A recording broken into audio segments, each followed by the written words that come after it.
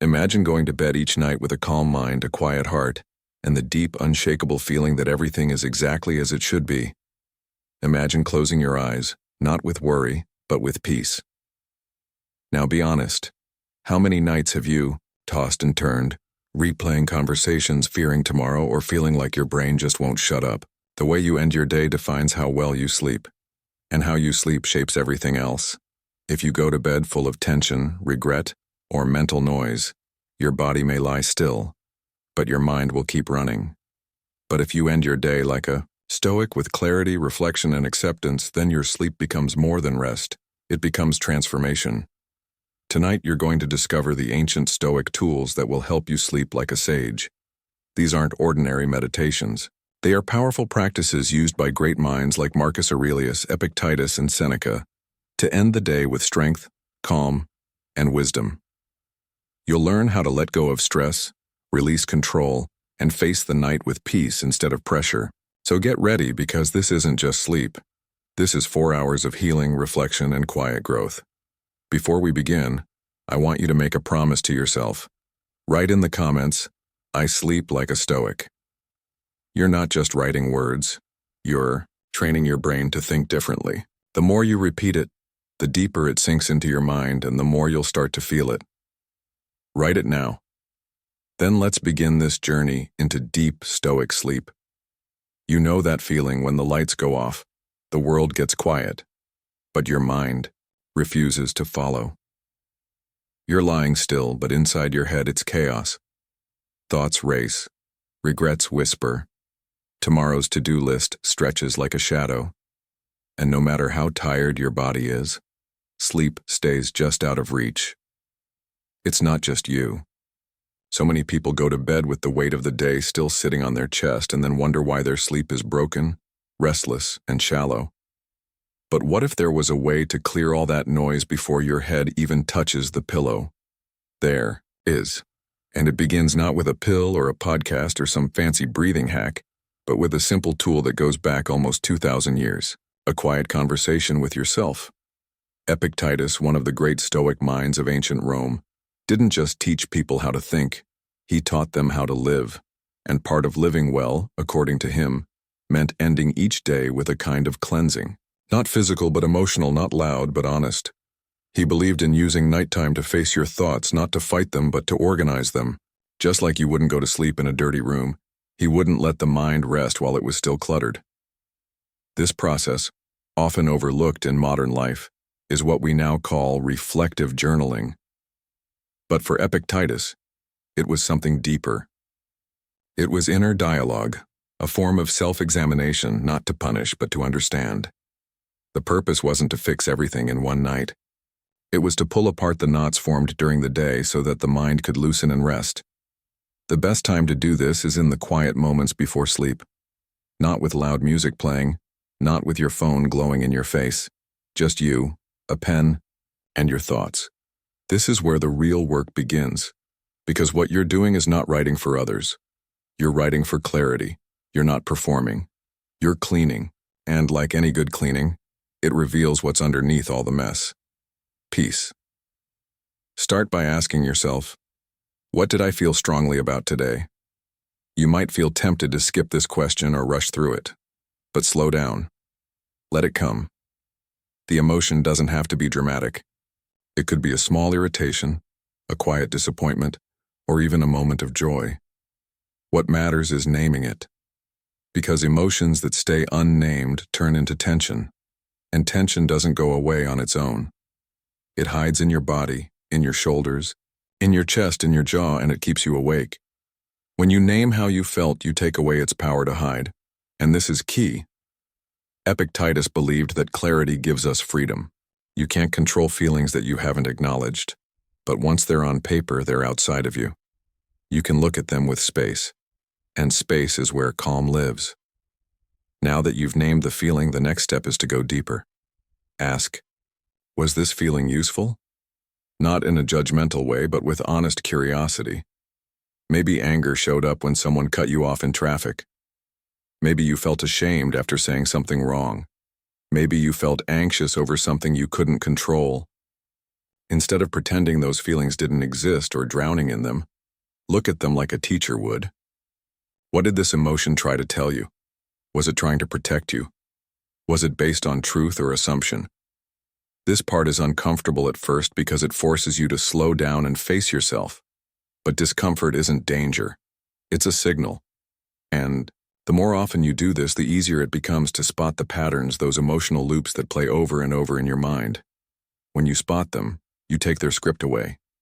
You become the one writing your reactions, not just reacting to everything that happens.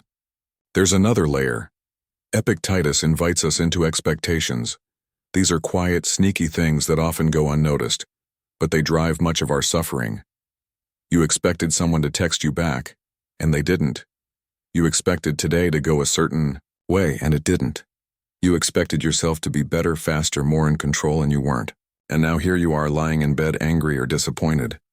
Not because of what happened, but because of what you thought should happen. The Stoics were experts at separating events from expectations.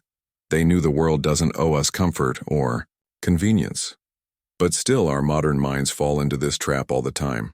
So as part of your nightly reflection, ask, where did I expect something that was never promised to me? That question alone can remove half the weight from your chest, because you'll start to realize how much of your suffering came not from reality, but from fantasy. And this isn't about blaming yourself. It's about releasing yourself.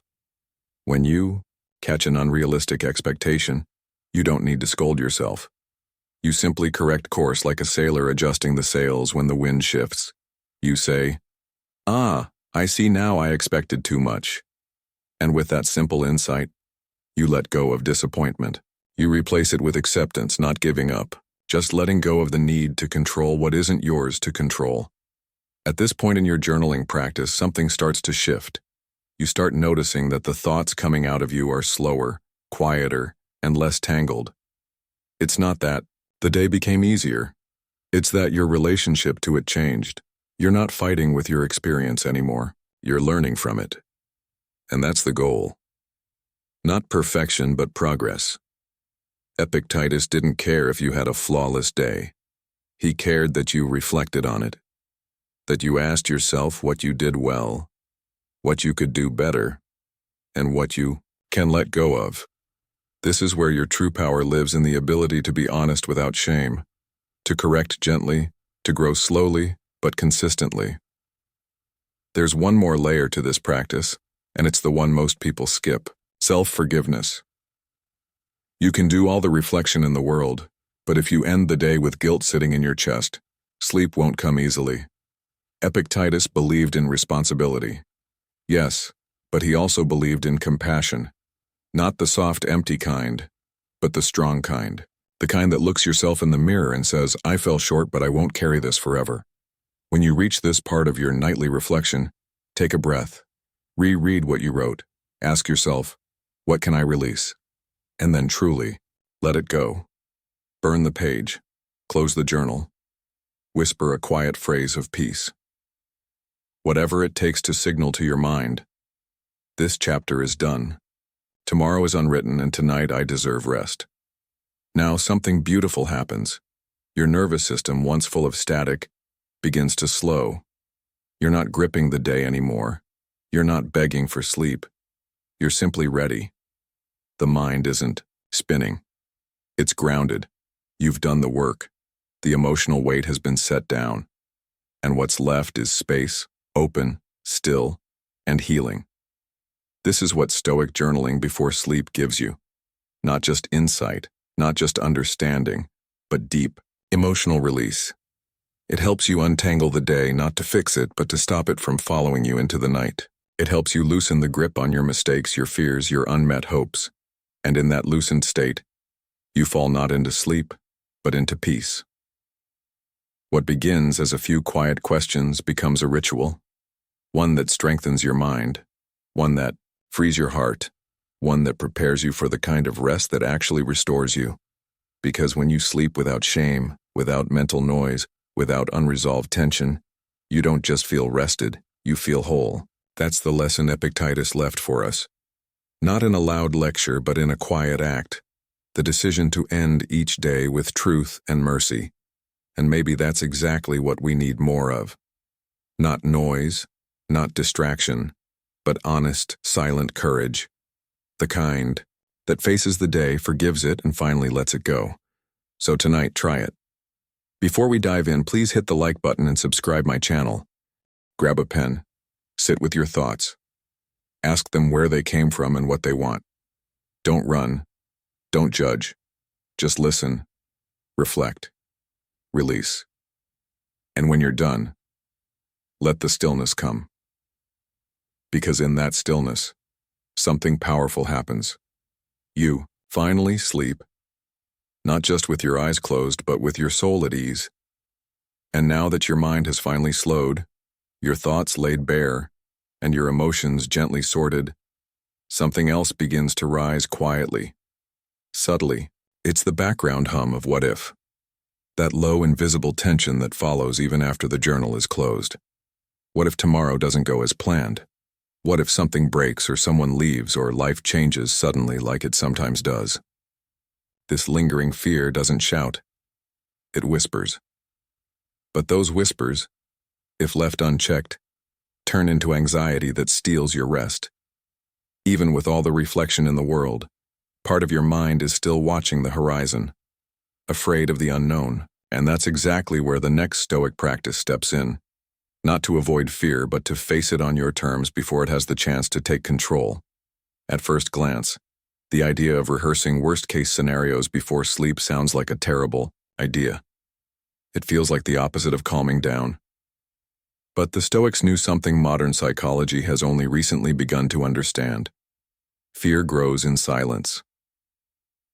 When we avoid thinking about what scares us, it doesn't go away. It grows in the shadows. The more we push it away, the more power it gains. That's why the Stoics didn't hide from fear. They invited it to the table. Negative visualization, or premeditatio malorum as it was called, is the practice of deliberately thinking through the worst possible outcomes. Not to scare yourself, but to defang the fear. You bring your anxiety into the light where you can examine it with reason, instead of emotion. You're not hoping for the worst. You're simply preparing your mind not to panic if it happens. To do this well, you must start with honesty. Ask yourself, what am I afraid might go wrong tomorrow? It could be something small, like forgetting an important task, or something larger, like losing a job or disappointing someone you love. Whatever comes up, you don't turn away. You lean in. You walk through the fear like a calm observer. Not with panic, not with drama, just with clarity. Start by describing the event in detail. Let the fear be seen. Don't exaggerate it, but don't sugarcoat it either. If your worry is about losing control, don't pretend it doesn't matter. Write it down. Look at it fully. Then once the image is clear, ask yourself what would happen next. Not in fantasy, but in reality. If the worst happened, what would you do? This is where the practice becomes powerful. Because once you face the fear and ask yourself step by step how you would respond, you start to see something surprising. You wouldn't fall apart. You would adapt. Maybe not easily, maybe not immediately, but you would. You always have. And this recognition, this shift from helplessness to capability is what dissolves anxiety. Because anxiety feeds off uncertainty. It loves vague shadows. But when you show your mind a clear plan, even for the worst, it relaxes. The unknown becomes known. The monster under the bed is just a coat in the dark. You're not pretending the worst won't happen. You're preparing yourself in case it does. And preparation leads to calm. It's also important to remember that this practice is not meant to ruin your peace. You're not catastrophizing. You're rehearsing with logic and composure. Just like a pilot trains for engine failure so they don't panic mid-air. You're training your mind to handle emotional turbulence. You're building confidence, not by avoiding discomfort, but by becoming stronger than it is. The trick is to stay rooted in reason. If your thoughts start spiraling into chaos, pause. Come back to what you can control. The Stoics always return to this point. Events are outside of you, but your response is not. If your fear is losing someone, ask what virtues you'd need to face grief. If your fear is failure, Ask how you'd find courage to begin again. This is not fantasy. This is mental strength training. And there's another layer to this that most people miss. When you rehearse the worst calmly, something unexpected happens. Gratitude appears. Because after you visualize the loss of something, a relationship, a job, your health, when you return to the present moment and see that it's still here, it feels different, more valuable, less ordinary. The people in your life don't seem as annoying. The little problems don't seem as big. You stop taking things for granted, not in a forced fake way, but in a natural, quiet way that only happens when you felt what it would be like to lose them. So this practice is not just about disarming fear. It's also about deepening appreciation. When you've rehearsed what life would be without something, you're less likely to complain about the version where it still exists. Even if imperfect, even if messy, it gives you perspective. And perspective is one of the greatest gifts you can give yourself before bed. This is why the Stoics practice this daily, not to invite disaster, but to remove its sting. They believed that by facing loss before it happened, you could meet it without fear if it ever did. And that kind of preparation doesn't make you cold. It makes you steady.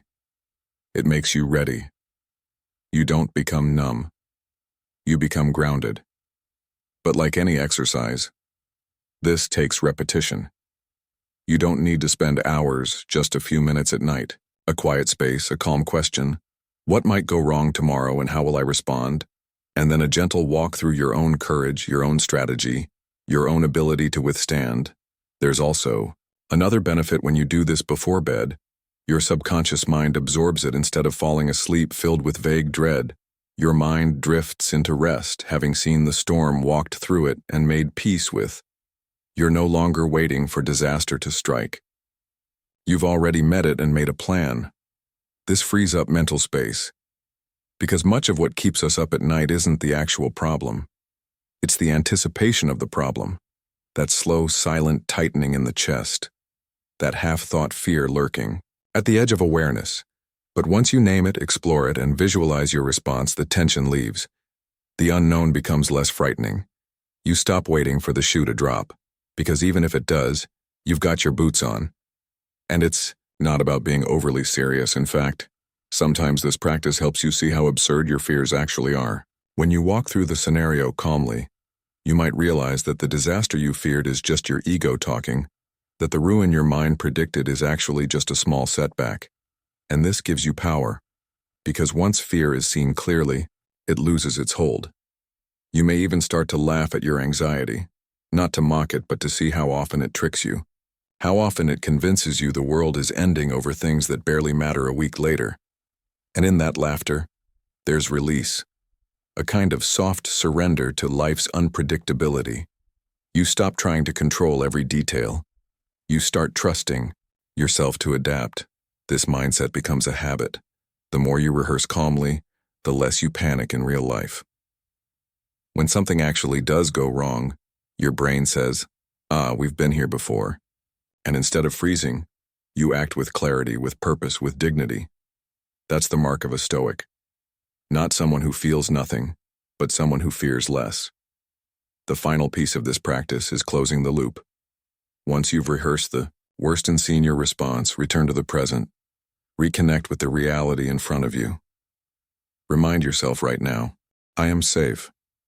Not in a forced, wishful way, but in a grounded, evidence-based way. Breathe into that truth. Feel the floor under you, the bed holding you, the breath steady in your chest. This is not denial. This is balance. You faced the storm and returned home. This is the gift of negative visualization. It doesn't create fear. It tames it. It transforms vague anxiety into quiet strength. It turns what if into, I'm ready. And in that readiness, sleep comes not from distraction, but from peace. So tonight, don't be afraid to look your fears in the eye. Walk through the dark room with a light in your hand. You'll see that most of the monsters are just furniture in strange shapes. And when you've seen them clearly, they don't scare you anymore. You see them, you nod. You go to bed anyway because your courage has already done its job. And tomorrow, you'll wake not only rested but more unshakable than the day before. Because the mind that prepares with reason sleeps without fear, and the person who sleeps without fear rises with power.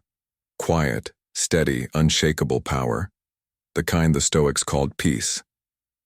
Even after facing your fears and seeing them for what they are, there's often still something left behind. A quiet pull, in the background tugging at your thoughts, trying to reach forward into tomorrow. It shows up subtly. A small question about what you forgot. A mental checklist that won't stop reloading. A what-if that insists on staying. This is no longer fear of catastrophe. It's a different kind of noise.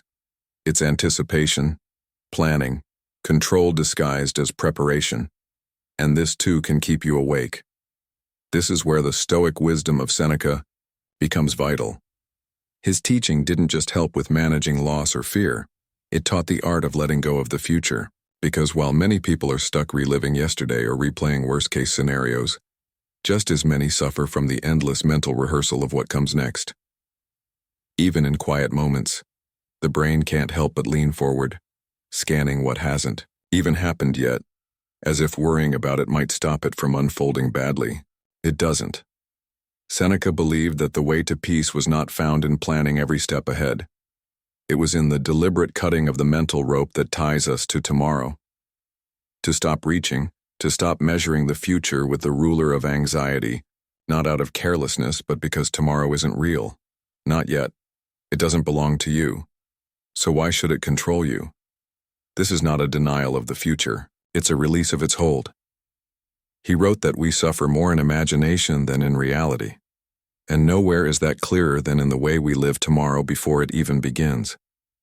The mind wants to predict. But in trying to control the future, it forgets to live in the present.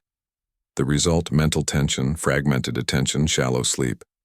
The solution is to detach, to deliberately stop chasing the shape of a day that hasn't happened, not by ignoring responsibilities, but by drawing a boundary.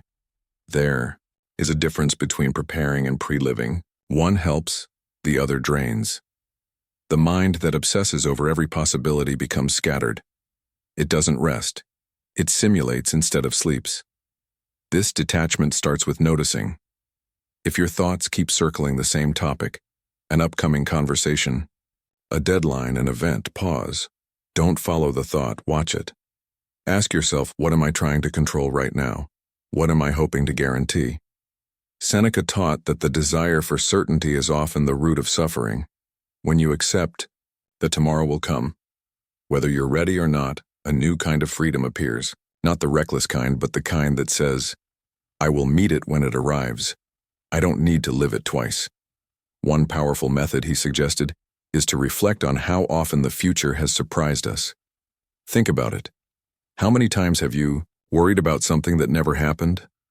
How often have the details of tomorrow unfolded differently than expected? Yet we still cling to the belief that if we just think hard enough, we can steer time with thought. It's not logic, it's habit. And habits can be broken. A practical step here is to write down any future concerns before bed. Not to solve them, simply to move them out of your head and onto the page.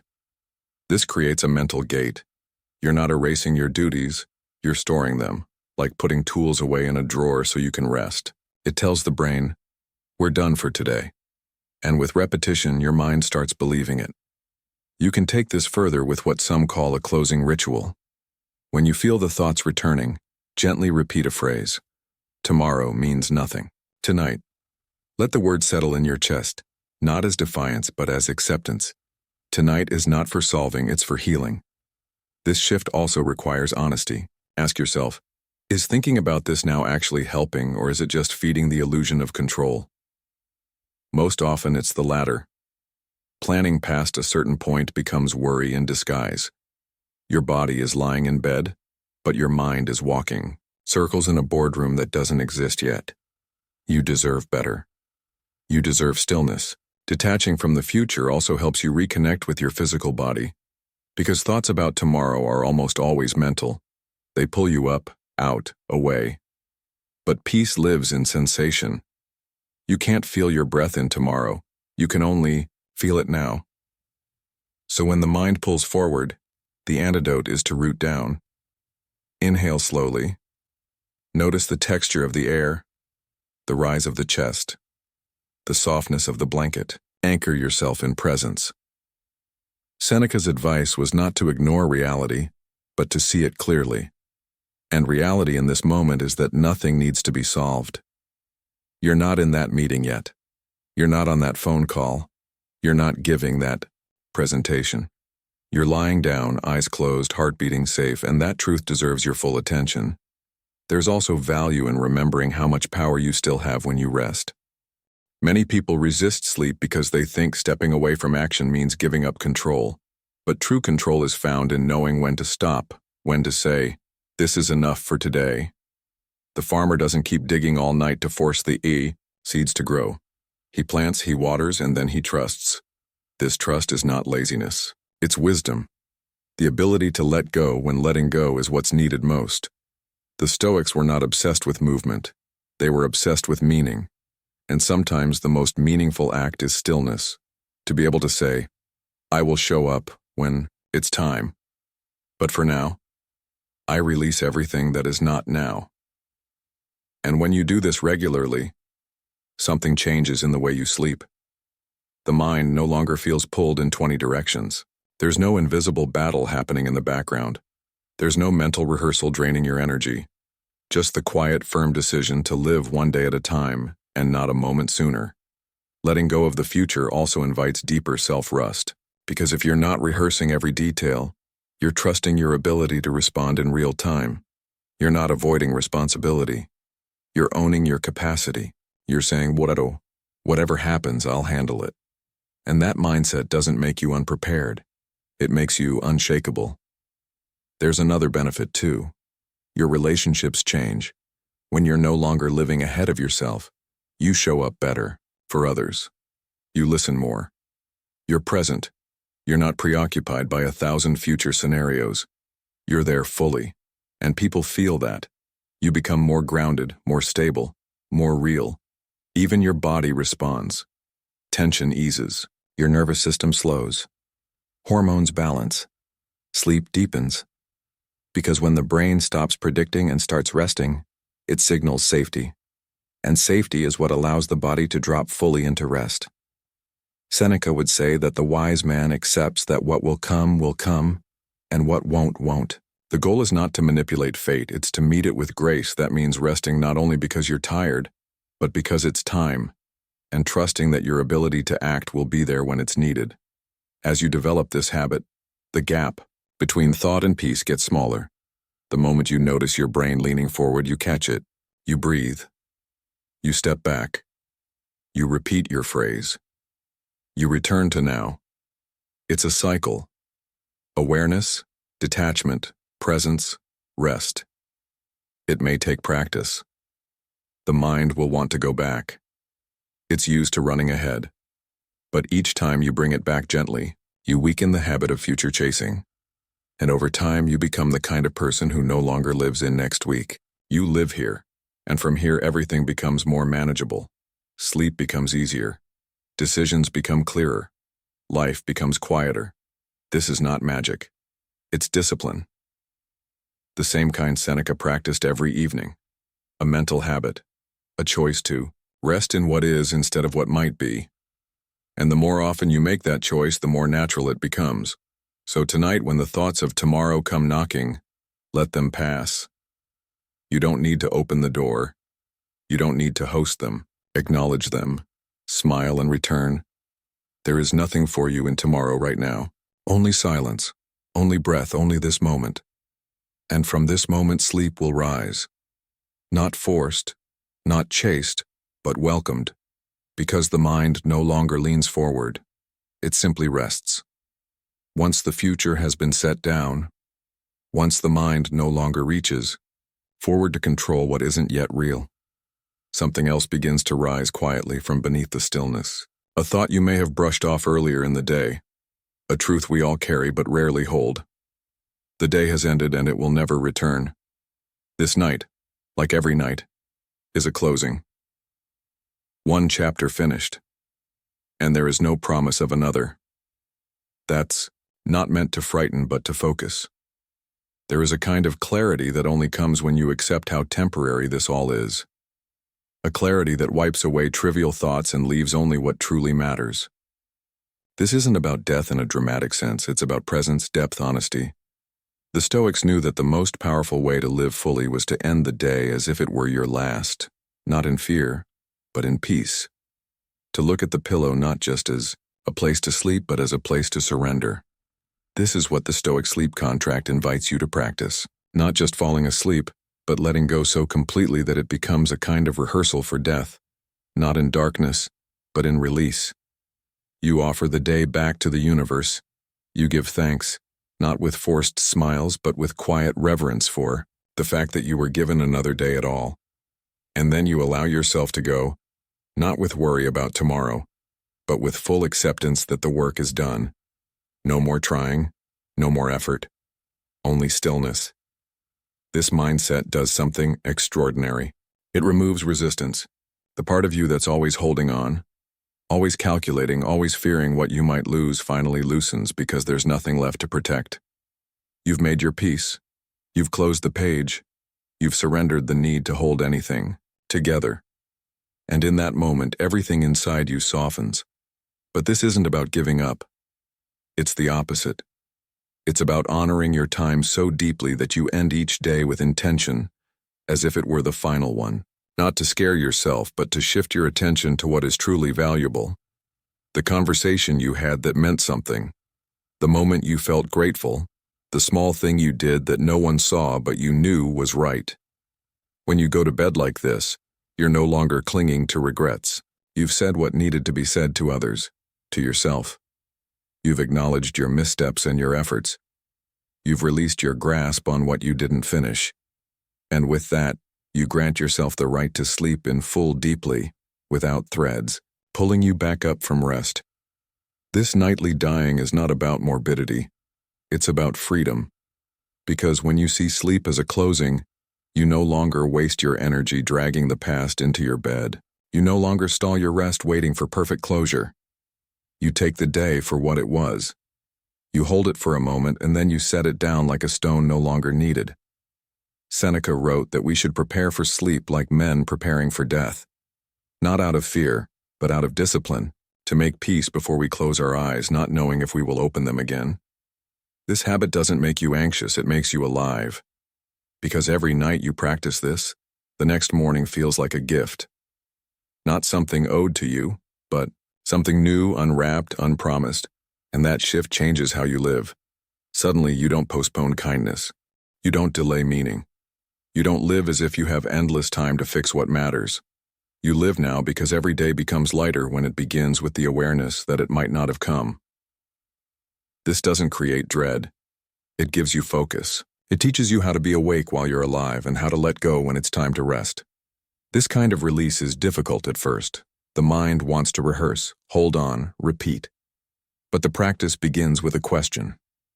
If this were my last night, what would I need to say to myself, to others, to the day? Not to make everything perfect, just to feel clean before you go. Just to close your eyes with nothing left unsaid inside of you. Sometimes it's an apology to your own self. For the way you spoke to yourself. For the pressure you placed on your own shoulders. For the times you forgot how far you've come. And sometimes it's gratitude for breath, for movement, for laughter, for the moments that didn't go unnoticed this time. And in these quiet acknowledgments, something deep begins to shift. You stop postponing your peace. You stop thinking that tomorrow will fix everything. You start realizing that peace isn't a result of everything being right. It's what comes when you stop demanding that it must be. This contract with sleep, with death, with surrender doesn't need to be written. It's felt. It's renewed each night in silence, in breath, in the still moment when you let your body sink and say, if this is the end, let it be with grace. From that point, everything becomes clearer. The noise falls away. What remains is you. Simple, aware, and quiet. You're no longer a character in the middle of a story. You're just a presence, a witness to the day's end. Closing it not with resistance, but with reverence. And if you wake again, you start not with groaning or rushing or checking messages, but with gratitude. Quiet, Grounded gratitude that says, I didn't expect this, but since I'm here again, I'll use this day. Well, the people who live with this mindset do not sleep more or longer, but they sleep deeper. Their rest is not an escape. It's a full exhale because their minds are not busy performing 1,000 unfinished scripts. They've already practiced the end. They've already made peace with closure, and that brings with it the rarest kind of calm. This practice also softens fear not just of sleep but of life. Because when you get used to facing endings, you stop being ruled by them. You stop fearing loss. You stop thinking you need to hold everything together to feel safe. You let people be who they are, you forgive, you move on quicker. Not because it doesn't matter, but because time does. Even your dreams begin to shift. They carry less urgency. Your subconscious becomes less tangled because you're no longer dragging old emotions and unfinished business into the night.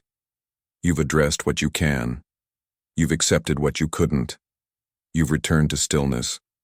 And that stillness shows up in how you sleep and how you wake.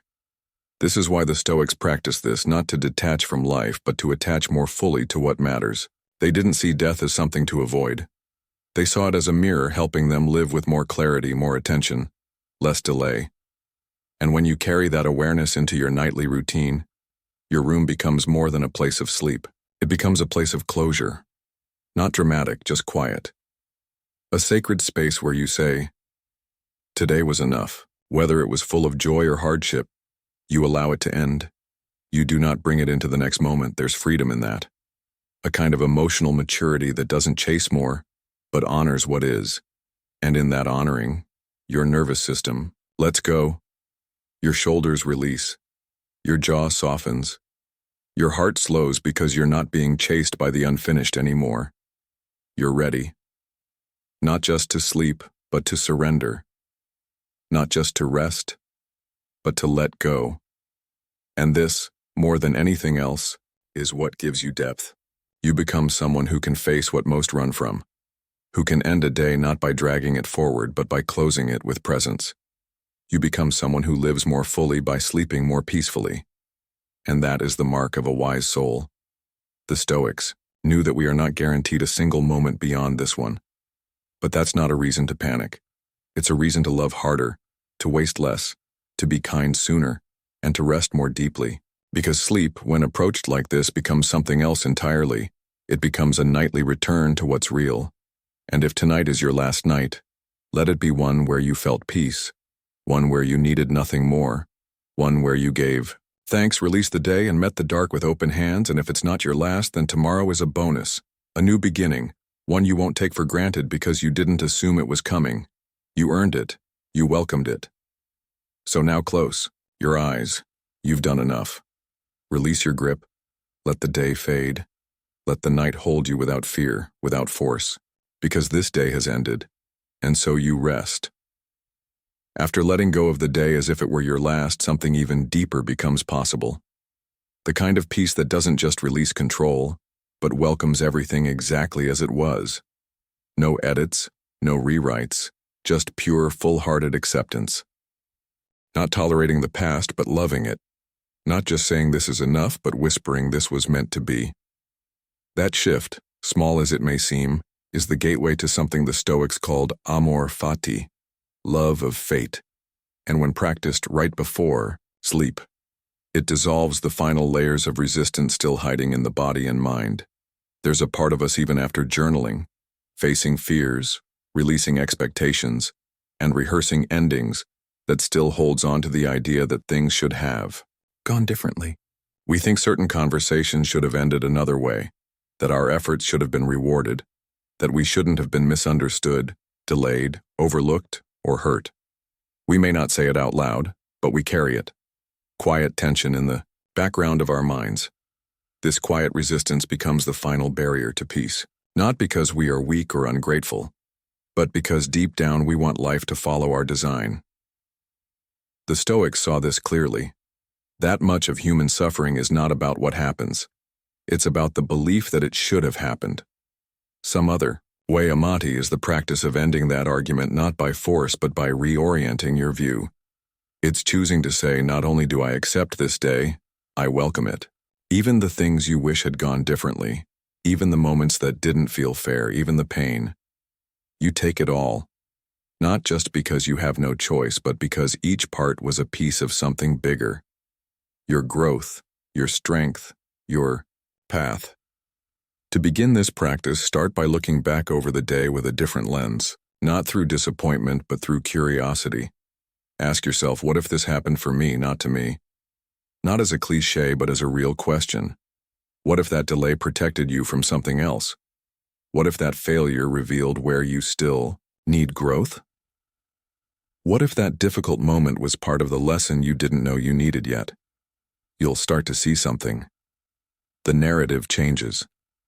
The same events seen from a different posture start to feel lighter because they're no longer mistakes. They're building blocks. And in that realization, the body begins to soften. The nervous system stops defending because it no longer sees the day as something that attacked you. It sees the day as a teacher. Loving fate doesn't mean you wanted every detail to happen. It means you see the value in it, even if it came wrapped in discomfort. It means you trust that life isn't random, that there's meaning even in the things you didn't plan. This is a radical kind of surrender. It's not about stepping away from life. It's about stepping fully into it with open arms, saying, "This day, with all its mess and beauty, was mine, and I wouldn't trade it. Not if it's what brought me here." When this mindset becomes a nightly habit, something begins to shift in your core. You stop resisting reality.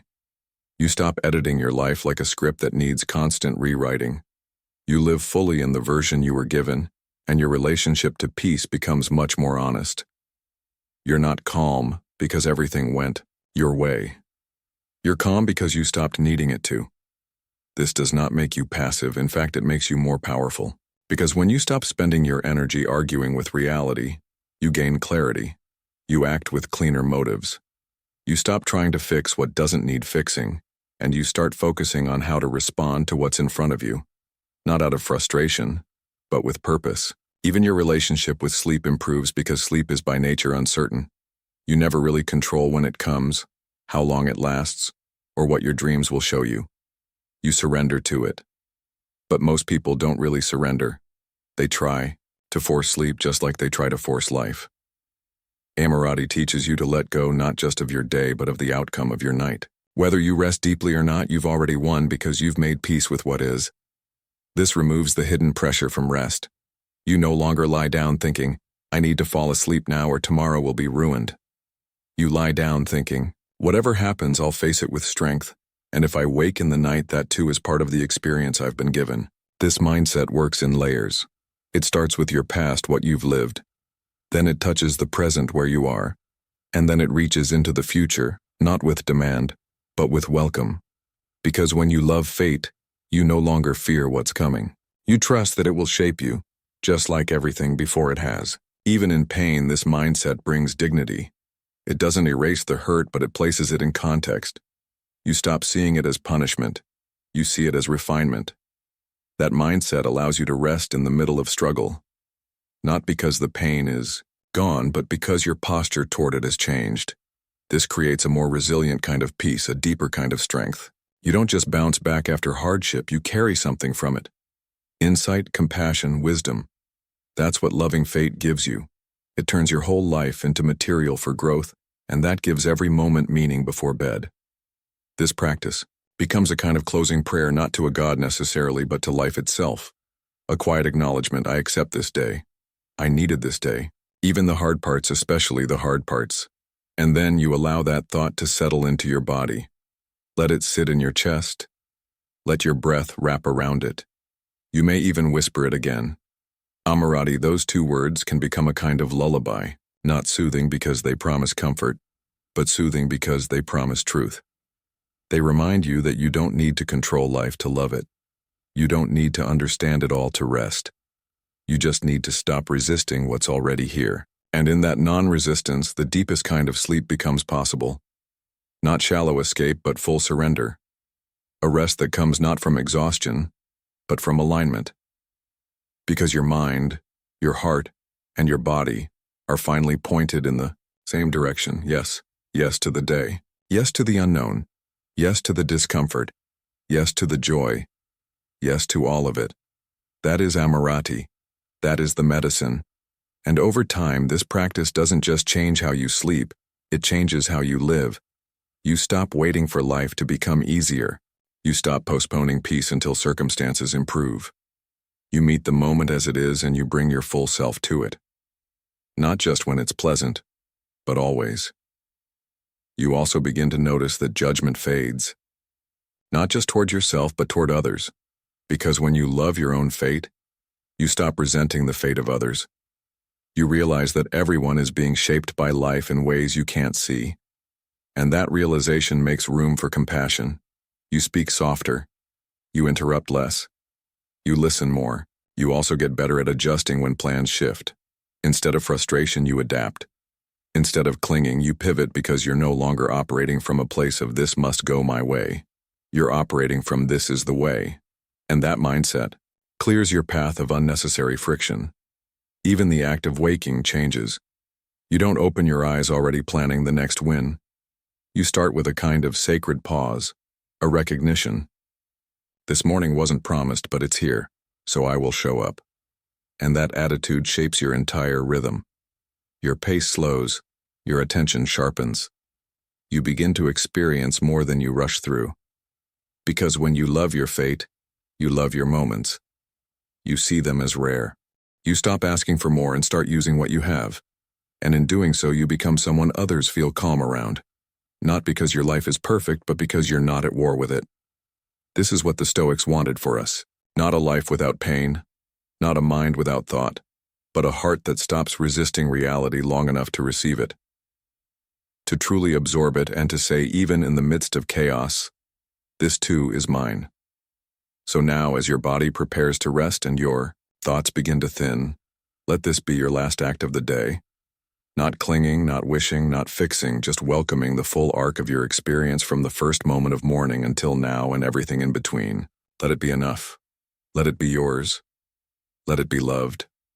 Amore fati. Let that be your final thought and rest. Once you've learned to meet your fate with full acceptance, something curious begins to happen. You loosen your grip, not just on the day itself, but on what the night is supposed to give you. No longer obsessed with why things didn't go your way. You begin to notice how much energy is still being spent trying to measure how well you're sleeping. This hidden form of pressure, though smaller and quieter, is often the one that lingers the longest. You've surrendered the past, welcomed the day, prepared your mind, and yet the final tension remains. The hope that sleep will be perfect.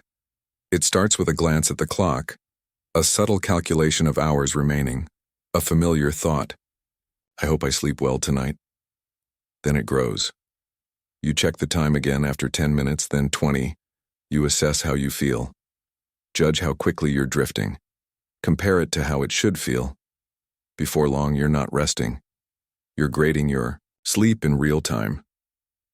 The result is a mind that was finally ready to relax, now hijacked again by expectation. This is where Stoic indifference becomes one of the most practical and surprisingly liberating tools of all. Because when you train your mind to care less about sleep quality, sleep often improves, not through effort, but through absence of obsession. This is not about apathy. It's about freedom from over-attachment to outcomes you don't fully control. Stoicism teaches that we are disturbed not by events, but by our judgments about them. That principle applies perfectly to sleep. A night of tossing and turning doesn't disturb you nearly as much as your story about what that restlessness will mean. It's the narrative, I'm failing, I'll be tired, tomorrow is ruined, that creates more damage than the lost minutes of rest themselves. Which means that peace comes not from fixing sleep, but from removing its grip on your mood, your identity, and your expectations. To practice this indifference, start small. The moment you notice yourself wondering how well you're falling asleep, respond with something neutral. Maybe I sleep deeply. Maybe I don't. Either way, I'll manage. The aim is not to convince yourself of a perfect night, but to break the pattern of overconern.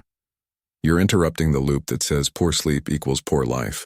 This creates room to stop monitoring your state. Many people go to bed and spend the first hour performing sleep, waiting to feel drowsy as if rest is a stage and they're being watched. But sleep, like any natural process, resists performance. It comes when it's not being hunted. When the mind isn't tracking its progress like a scoreboard, when you can say, "I release the need to feel perfect before rest." That phrase alone can become a kind of micro-meditation, short, calm, and freeing. The goal is not to teach your mind that sleep doesn't matter. It's to teach it that you don't have to measure and control it in order to function, to recover, or to be at peace. You already know how to handle days on low rest. You've done it before. You'll do it again. You're not fragile. You're adaptable. This awareness, spoken internally with calm authority, becomes a reset switch for your nervous system. Another powerful shift happens when you begin treating wakefulness at night with the same indifference. You wake up at 3 a.m. The familiar panic rises. Why am I awake? I need to sleep. But instead of fighting that moment, you accept it. You let your body lie there with zero demand. You say to yourself, "It's okay to be awake. I'll sleep again. If needed, I'm still resting." That mindset takes the sting out of the moment. You stop resisting wakefulness, and ironically, that resistance is often what was keeping you up in the first place. This is the heart of the Stoic teaching. What you fight, you strengthen. When you stop fighting wakefulness, you disarm it. You turn the night from a battleground into a neutral space. Not everything has to be fixed. Not every second needs to feel productive. You don't owe your body a flawless recovery. You owe it patience. These micro-meditations are small mental phrases, repeated with clarity and calm. They serve as mental anchors when the mind drifts toward worry. They might be as simple as "I rest without needing to feel rested right now." Sleep comes or it doesn't. I remain steady either way. My value is not measured by how well I sleep. Each one is designed to create just enough space between your thoughts and your reactions. That space is where peace grows. You don't need to erase every concern. You just need to see them without grabbing on. Like clouds passing, like sounds in the distance. You observe, but you don't chase. Over time, these small shifts add up. Your brain begins to break the link between being awake and being alarmed. It starts to trust that rest is still happening, even if sleep is delayed. And the less you chase sleep, the more it comes naturally. Another benefit of caring less about sleep quality is that you stop fixating on tools and tricks. You realize that true rest isn't found in perfectly timed supplements, apps, or rituals. It's found in your relationship to rest itself. That means you can sleep well in a different bed, in a noisy city, in unfamiliar surroundings. Because your mind no longer needs everything to be perfect, it just needs you to stop resisting. You also start to develop resilience, the kind of mental toughness that says, "Even on poor sleep, I will not collapse." That inner voice, calm but firm, tells your body it is not in danger. It tells your nervous system that it is safe. That message alone, repeated gently but consistently, becomes your new foundation for sleep. Not control, but trust. You begin to see the night differently, no longer as something you must master, but as something you share with nature. You don't rush the sun to rise. You don't order the moon to shine. You simply participate in the rhythm. That mindset moves you from force into flow. Even on difficult nights, your inner commentary changes. Instead of "I'll be ruined tomorrow," you say "I'll move slower and that's fine." Instead of "Why can't I sleep?" you say "My mind is still processing and that's part of being human." This attitude removes shame from rest. It removes pressure, and without pressure the body finally feels safe enough to let go. You become someone who no longer walks into the bedroom bracing for a fight. You walk in with neutrality, with openness. If sleep comes quickly, that's welcome. If it doesn't, that's accepted. Either way, you're okay. There's even value in nights where rest is thin, because those are the nights where your practice is tested, not in theory, but in real time. You get to prove to yourself that your peace doesn't depend on everything going smoothly. That kind of proof stays with you. It's stored in your bones. It makes you stronger, not because you fought harder, but because you allowed yourself to stop fighting. In many ways, this is the ultimate Stoic practice to approach something as personal and essential as sleep with both effort and detachment. You set up your environment. You lower the lights, you wind down, and then you let go. You stop needing a specific result, you stop bargaining, you stop performing. You simply lie down and let the night take its course. This makes room for gentleness. You start speaking to yourself not like a drill sergeant, but like a guide. Calm, firm, patient, you say, "I'm here, I'm resting." That's enough. And even if your eyes stay open longer than you want, you stop believing that this is a failure. It's not. It's simply what is. And what is always enough. The deeper you go into this practice, the more you notice how rest sneaks up on you. You wake the next morning surprised to find that you drifted, not because you tried harder, but because you stopped trying. You finally let the body do what it's always known how to do. And in that space, trust replaces tension. And where there is trust, sleep follows. This kind of peace doesn't show up overnight, but it begins the moment you stop measuring rest like a task to complete. The moment you stop needing to feel a certain way in order to approve of yourself. The moment you start saying, "However this night unfolds, I remain steady." And so tonight, release the grip. Step out of judgment. Let your rest be imperfect, if that's what it needs to be. Say the words gently to yourself. I no longer chase sleep. I allow it. That simple phrase, spoken not as a trick but as truth, opens the door. And when the door is open, rest doesn't have to be summoned.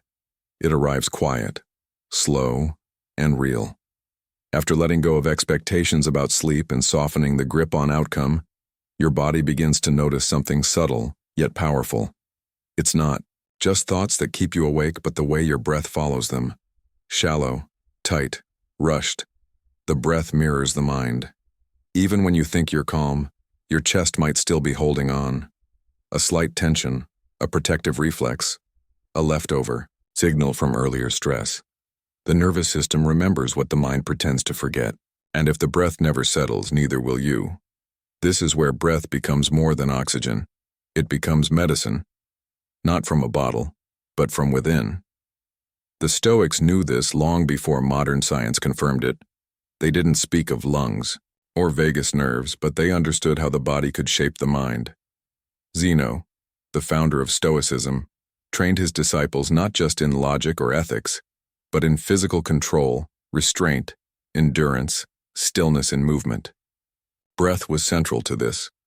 They understood that how you breathe changes how you live. It anchors you in the present. It reclaims your attention. It's the only part of your autonomic system you can take back at will. And when harnessed with care, it becomes a quiet force that leads the rest of you toward rest slowly, steadily, deeply. Zeno's approach wasn't flashy. It was controlled, deliberate, firm, without being forceful. In a world of chaos, he taught stillness through rhythm. This rhythm can be returned to at night, especially in the moments when your mind wants to wander or your chest feels tight. Instead of trying to quiet the thoughts, you slow the breath and the thoughts follow. The method is simple but not shallow. You breathe in through the nose for 4 counts, hold for 7, exhale slowly for 8. This creates a physiological response, a drop in heart rate, a calming of the adrenal system. But it's not just biology. It's ritual, a statement of control, not over the outside world, but over your inner state.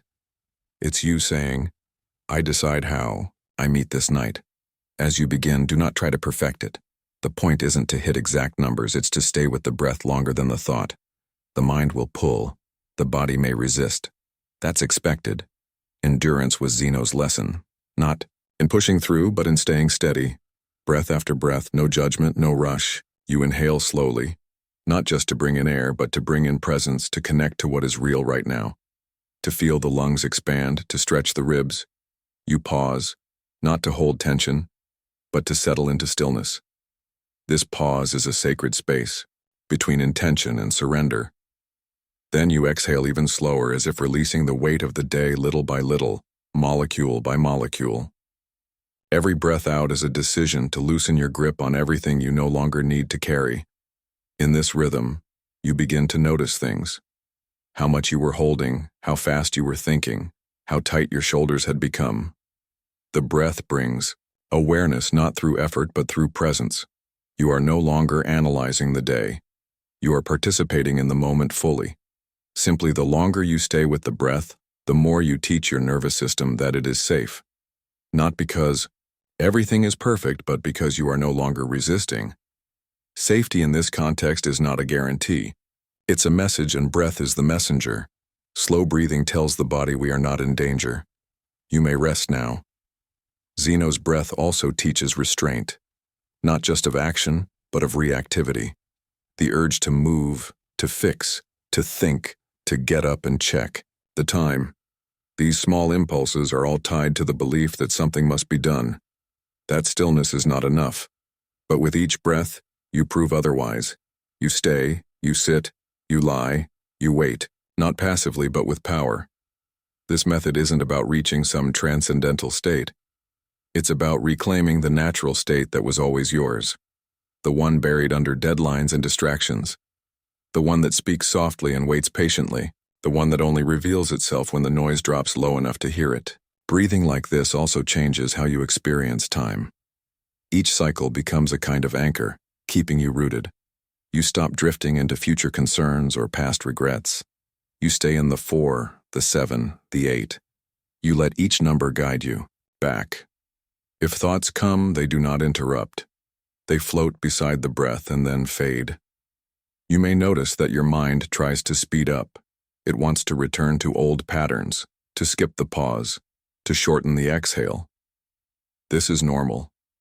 The breath exposes your habits, and in doing so, it offers a doorway to change. Every time you catch yourself rushing and return to the rhythm, you are practicing a kind of discipline far deeper than force. You are practicing authority over your internal world. This discipline carries into how you fall asleep. You stop waiting to feel sleepy. You stop demanding drowsiness. You simply breathe and trust. Sleep becomes a side effect, not the goal. The breath becomes the bridge between tension and surrender. You might also notice that with time, the breath creates silence, not just around you but inside you. The kind of silence that is not empty but full of awareness, full of calm, full of a quiet strength that cannot be taken by circumstances. This is the reward of the practice.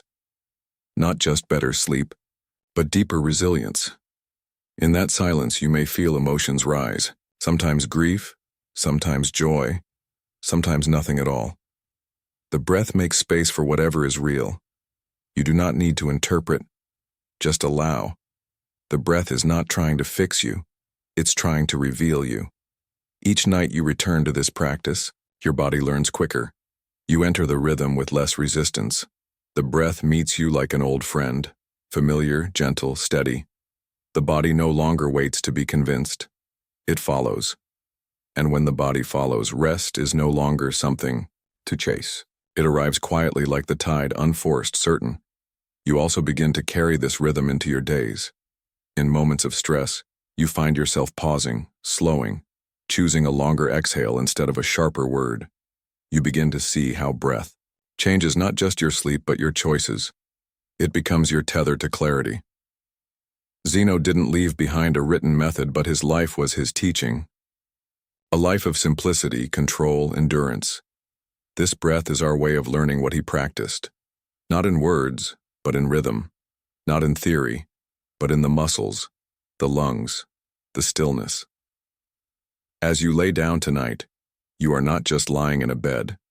You are entering a training ground, a place where your breath becomes your teacher. Not harsh, not rushed, but firm, patient, present. Let the inhale gather you. Let the pause steady you. Let the exhale free you. And let it all repeat, not to force sleep, but to practice peace. Because the one who masters breath masters the night, and the one who masters the night wakes not just rested but whole. Once the breath has steadied and the body begins to release what it was holding, the mind becomes still enough to receive something even deeper. A perspective shift that does not come from within, but from far, far beyond.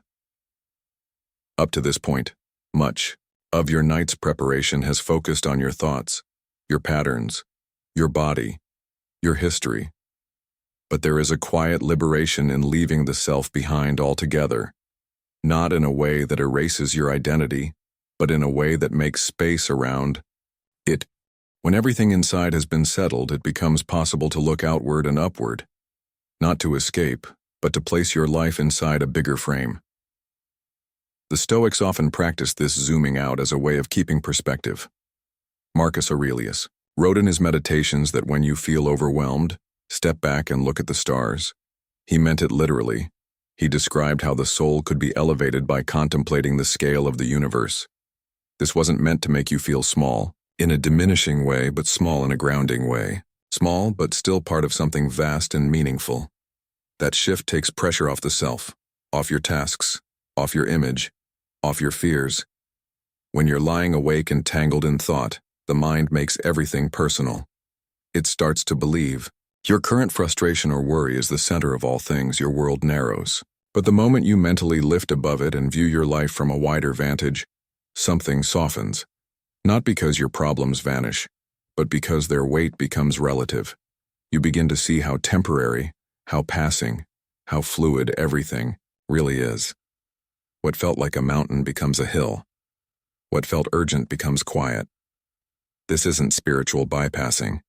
It's clarity. It's using reason to dissolve distortion. You are not minimizing your experience. You are correctly placing it within a universe that has been moving for billions of years, without your control and without your permission. And yet you are here. A breath, a thought, a moment of consciousness, floating on a small rock circling a star in a galaxy among billions. That view does not erase meaning. It gives it context. And from context, peace begins to grow. When you contemplate the cosmos before sleep, you are not looking for answers. You're not searching for significance. You are simply surrendering your need to grasp it all. The stars do not ask to be understood.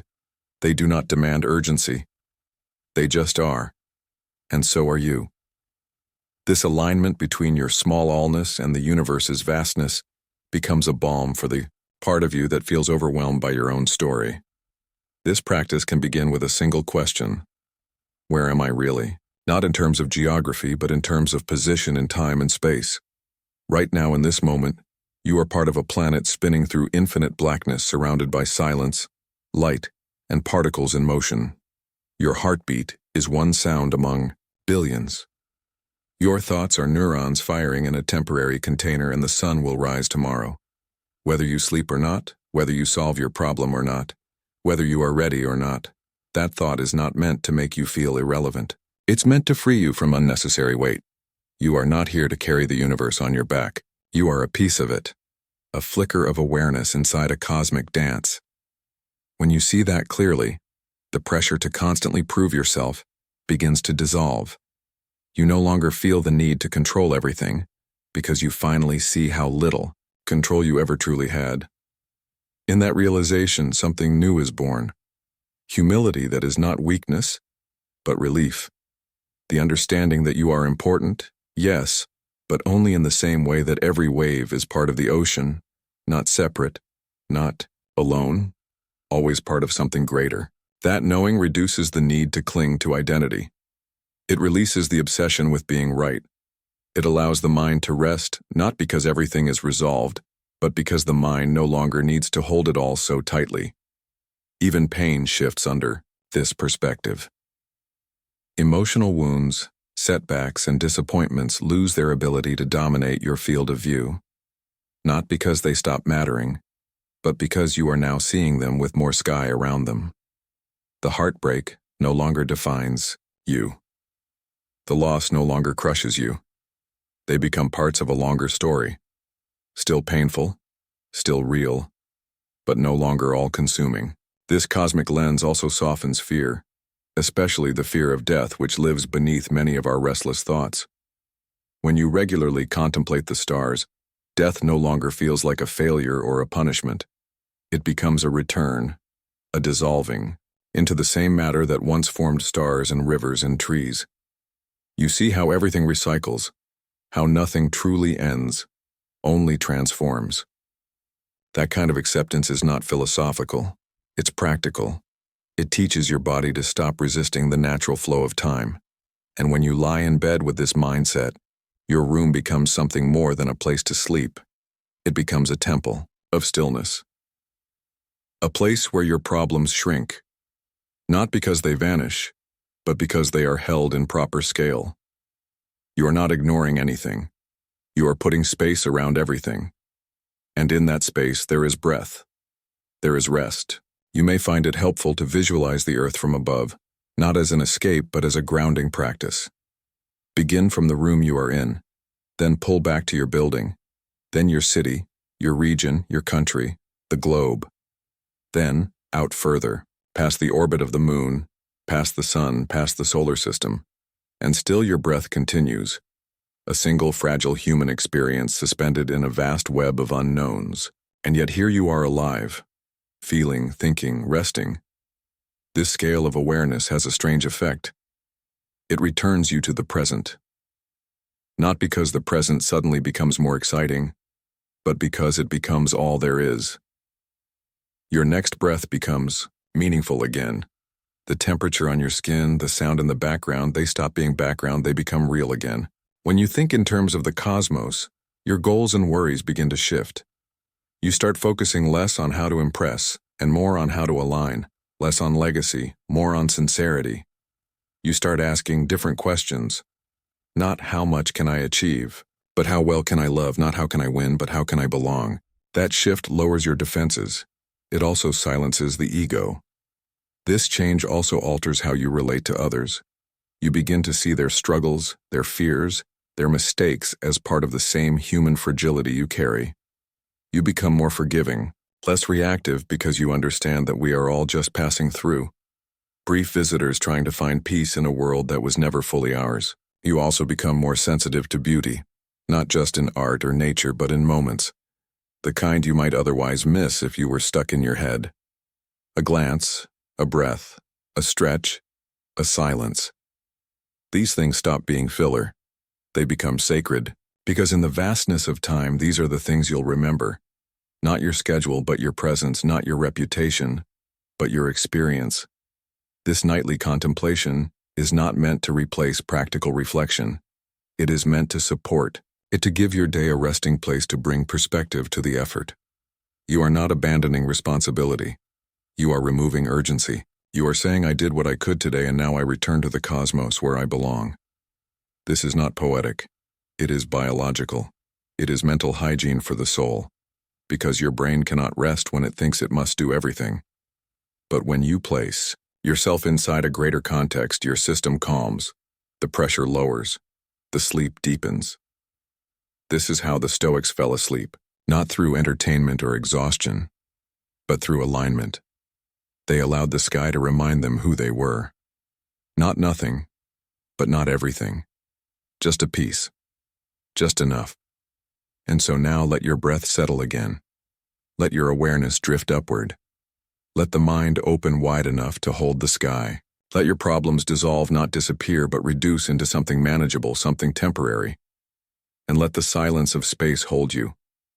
Not as something distant, but as something you've always been part of. You are not alone.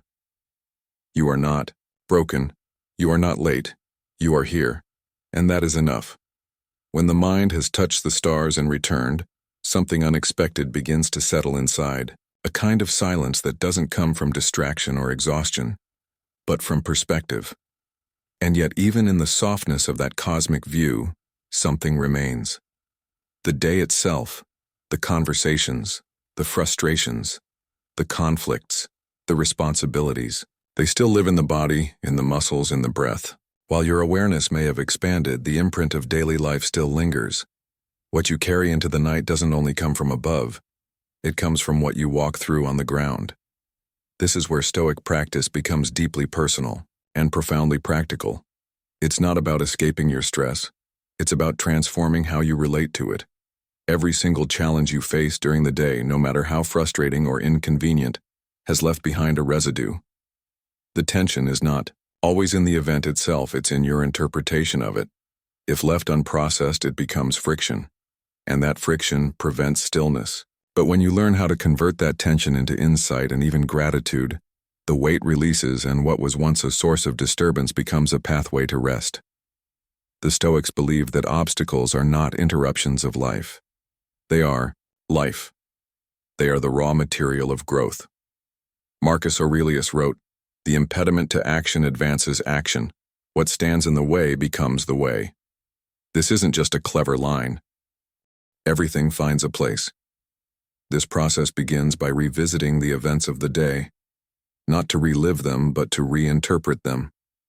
Start with something that disturbed you, a moment of tension, a mistake, a disappointment. Instead of replaying the story, you ask, what did this teach me about myself? Not in a judgmental way, but in a curious one. What part of me was challenged? Was it my patience, my pride, my expectations? Once you've identified what was tested, you recognize the opportunity that was hidden in that moment. You see the discomfort, not as a punishment, but as a mirror, a reminder of what you value, a teacher pointing out where your practice still has room to grow.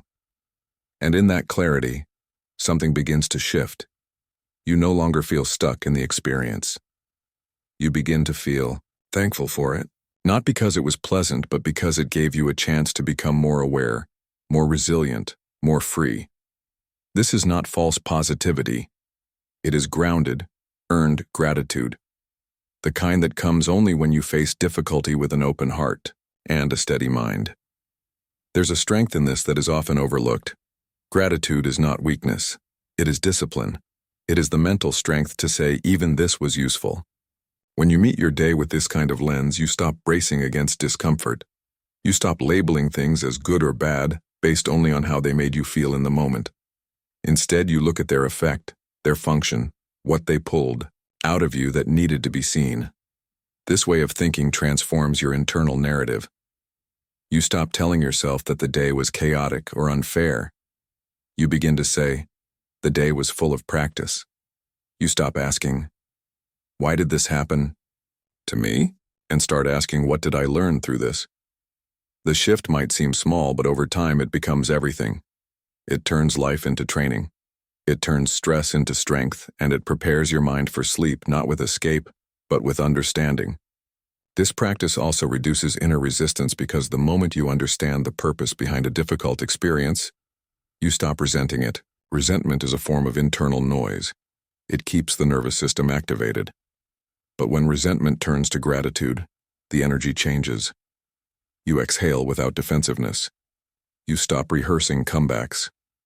You stop wishing the past had gone another way. You receive it as it was, and you rest in what it gave you. There's another benefit too, self-respect. When you look at your day through this lens, you begin to admire how you handled it. Even if it wasn't perfect, you start to notice the effort, the restraint, the moments you could have reacted but didn't. You see yourself more clearly, and you begin to trust yourself more. That trust leads to peace, because when you trust yourself, you stop needing everything outside you to go perfectly. And even when you failed, when you lost your patience or made a poor choice, there is still something to gain. You ask, what did this show me about my reflexes? What belief drove that reaction? What part of me felt threatened? These questions are not punishments. They are clarifiers. And clarity is a relief, because once you see the cause, you can adjust. You don't stay stuck. You learn. And learning is forward motion. Gratitude also brings your attention to the unnoticed. Not every obstacle is loud. Some are quiet, invisible. The task you completed even though you didn't feel like it. The way you showed up for someone when you were tired. The decision not to argue when you could have. These moments are easy to miss. But they are the bricks of strength that your character is built from. And when you notice them, you reclaim the narrative. You remember who you are becoming. Even physical tension can be addressed this way. When your body holds stress, it's often because the mind has not yet made peace with an experience. But when you shift your thinking about that moment from frustration to gratitude, the body responds. It lets go. The breath deepens. The jaw relaxes. The stomach softens. You are no longer at war with what happened. You are learning from it, and learning feels safe. Safety invites sleep. This is the kind of mental hygiene that replaces mental clutter. Instead of carrying a suitcase of unresolved moments into the night, you carry only what matters. You carry lessons, not weight. You fall asleep knowing that everything had meaning. Not because you forced it to, but because you opened your eyes enough to see it. This doesn't mean you loved every moment. It means you respected it. You honored the opportunity it gave you to grow in character. That is the Stoic definition of gratitude. Not saying thank you for ease, but saying thank you for truth, for training, for clarity. Over time, this habit becomes automatic. You begin turning toward discomfort instead of avoiding it. You begin asking better questions in real time, not just at night. You begin treating life as a partner in your development, not an enemy to survive. And this attitude creates stability, not just during the day, but in the hours before sleep, when the mind is most raw and honest. Your sleep then becomes a reward, not for perfection, but for reflection. You've processed the day. You've translated the tension. You've pulled the meaning from the chaos. And now there's nothing left to solve. Only rest. So as the lights go, dim and the room grows quiet, take one last inventory, not of tasks, but of tests. Think through the challenges you faced and name the traits they helped sharpen. Patience, discipline, honesty, courage, humility, and then say thank you not with words but with breath, with peace, with stillness, because the day did not break you, refined you. And now you are free to sleep, not just tired but tranquil. As gratitude begins to settle where tension once lived and the day is no longer viewed as a series of problems but as practice, something else becomes visible beneath the surface, a subtler force still quietly gripping. It isn't stress. It isn't fear. It's the part of you still trying to prove something, still attached to titles, labels, and the image of who you think you should be. It is the part of the mind that doesn't sleep easily even when the body is ready. It is the ego. No matter how well you manage your emotions or find meaning in your obstacles, the self-image you carry can still keep you awake. It whispers through questions like, was I enough today? Did I perform well? Did I gain approval? Did I maintain the identity I've built? These questions are rarely conscious, but they live in the body like tension and surface in the dark when no one else is watching. This attachment to identity is not just a social pattern. It is a mental habit rooted in survival. But what helps you function during the day can become a weight at night. The roles you play, parent, partner, professional, friend, are useful, but they are not you. They are costumes you wear to move through society. The problem arises when you forget that they are temporary, when you carry them into the space where none of them matter. Before sleep, there is an opportunity to release all identity not as rejection, but as rest. This is what the Stoics practiced not only in theory, but through direct mental exercise. Marcus Aurelius reminded himself that even the emperor, with all his power and duties, was still only flesh, breath, and thought. In doing so, he reduced the weight of his title, not to neglect his responsibilities, but to remind himself of his essence. He knew the value of returning to that core before sleep, where reputation and duty held no influence. Unclutching identity begins by becoming aware of how tightly you hold it. Even subtle thoughts like, I should have done more, or they think this of me, are signs that your ego is still active. It's not about erasing your name or abandoning your purpose. It's about loosening the grip on being someone in particular. The ego wants to be solid, consistent, praised. But the deeper part of you, the observer, doesn't need any of that. It simply exists. And existence is enough for rest. One of the ways to start this release is to ask yourself a powerful question. Who am I without my roles?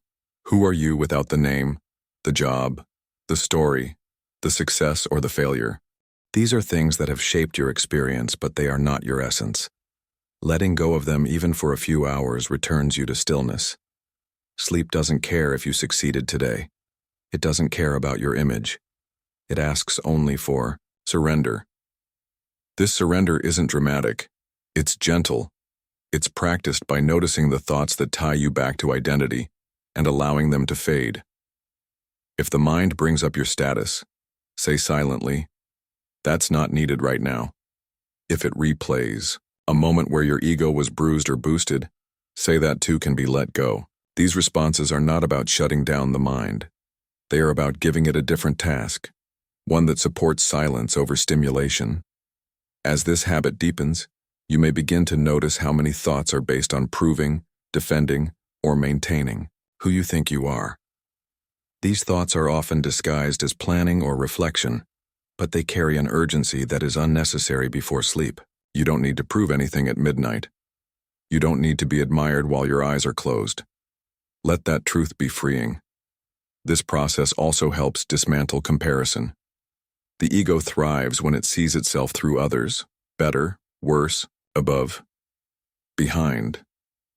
But none of that survives the night. In the dark, you are simply a being in need of rest. And when comparison fades, compassion grows. You no longer see people as mirrors for your worth. You see them as fellow travelers, equal in uncertainty, equal in longing, equal in sleep. To support this release, consider a practice the Stoics quietly embraced, reducing the self to its basic nature. You are a body needing recovery, a mind needing stillness, a soul needing peace.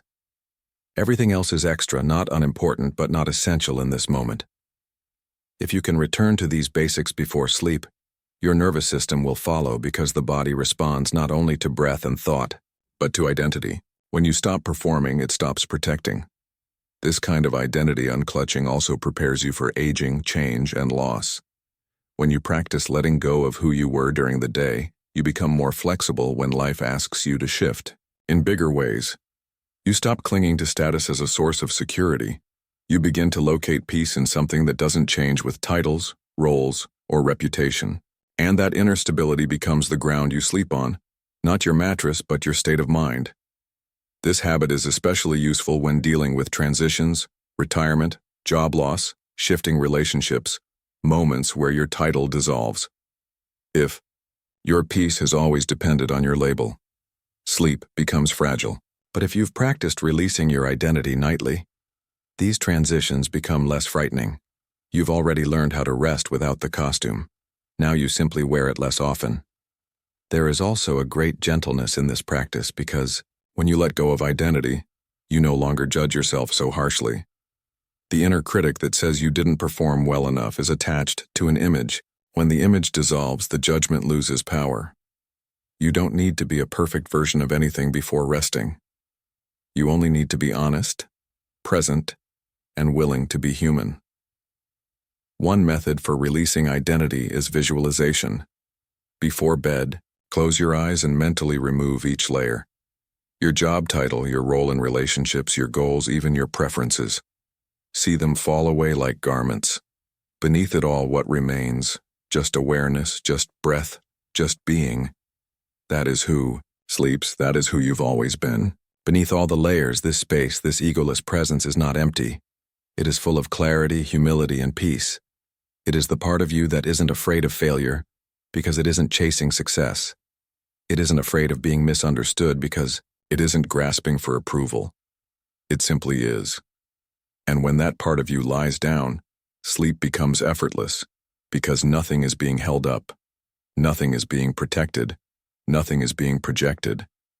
This doesn't mean you erase your ambition or your self-respect. It means you set them down for the night like tools you use with care, but don't sleep with in your hands. You'll pick them up again in the morning with less attachment and more wisdom. Over time, this kind of surrender changes how you live. Not just how you sleep. You become less reactive, less defensive, you listen more, you push less because you're no longer building your identity with every word and action. You're simply showing up fully without needing to become anything. And that is what sleep asks of you above all else, to simply return to being. No performance, no posture, just presence.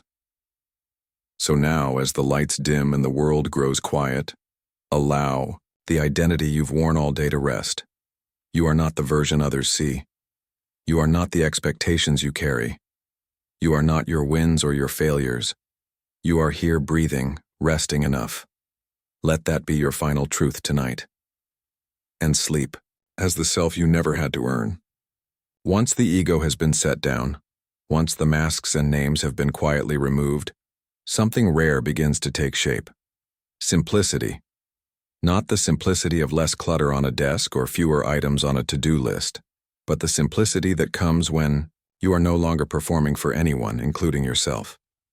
In that moment of surrender, when you're no longer chasing identity or proving worth, your outer world finally begins to match the silence inside. But if the space you sleep in is filled with the same noise you've spent the entire evening dissolving, that calm cannot last. Your environment speaks to you whether you notice it or not. And the bedroom, though small and often overlooked, plays a crucial role in shaping your inner state. It either whispers peace or stirs up noise. Most people never question what surrounds them. They sleep surrounded by things that quietly reinforce pressure, visual reminders of status, success, expectations, and unfinished tasks. Even when the phone is off and the lights are low, the room still holds presence. That presence either softens you or tightens you. The Stoics understood this. While they didn't have modern bedrooms, they were deeply aware of the way external conditions influenced the mind. They believed in stripping away anything that fed comparison, envy, or pretense, not because they hated comfort, but because they valued clarity. A Stoic monk's space was never about deprivation. It was about protection from noise, vanity, and false identity. That same mindset can be applied to where you sleep. To create a sanctuary where the self can rest, the first step is to remove everything that does not support calm. Not just physical clutter, but symbolic weight. Objects that speak to ambition, competition, and performance, awards, work tools, devices, and unfinished projects carry subtle energy. They signal your brain to stay alert. They remind you of who you need to become. But sleep does not need your ambition. It needs your surrender. When the environment reinforces the idea that you can let go, the body follows. It stops holding up the posture of doing and returns to being. Start by taking an honest look at the room you sleep in. What does it say about you? Does it reflect pressure or peace? Does it invite stillness or noise? Strip away anything that performs identity. The bedroom should not be a stage. It should be a cave. A quiet, humble place that holds you without requiring anything from you. That means fewer distractions, fewer signals to the mind that there's more to achieve. Even decoration must be considered. A space does not need to be empty to be stoic. It needs to be aligned. Art that calms the mind, textures that soften the nervous system, colors that do not shout. There is room for beauty here, but not for status. The Stoic monk is not concerned with trends or approval. They seek environments that tell the truth. You need less than you think to feel whole. The bed itself becomes part of this truth. It is not meant to impress. It is meant to support. Comfort, yes, but not indulgence. Softness without excess. Quality without flash. When the space is honest, you become honest. When it is humble, you feel safe lowering your guard. Lighting plays a role as well. Harsh artificial light tells the brain to stay alert. A Stoic space embraces dusk. It mirrors the natural cycle, letting light fade with time. The dimming becomes a signal. The world is slowing. So can you. This gentle progression from brightness to darkness is not cosmetic. It is biological. It aligns your sleep with the world you belong to, not the world of screens and performance. Even sound must be reconsidered. Noise carries memory. If your room echoes with the buzz of devices, the distant hum of news or shows, your nervous system remains tethered to stimulation. Silence is not emptiness. It is space for breath to deepen. It is room for thought to dissolve. It is the soil where stillness can take root. If complete silence feels unsettling, choose sounds that come from nature. Water, wind, or distant birdsong. These remind the body of something it once knew deeply, the rhythm of life without effort.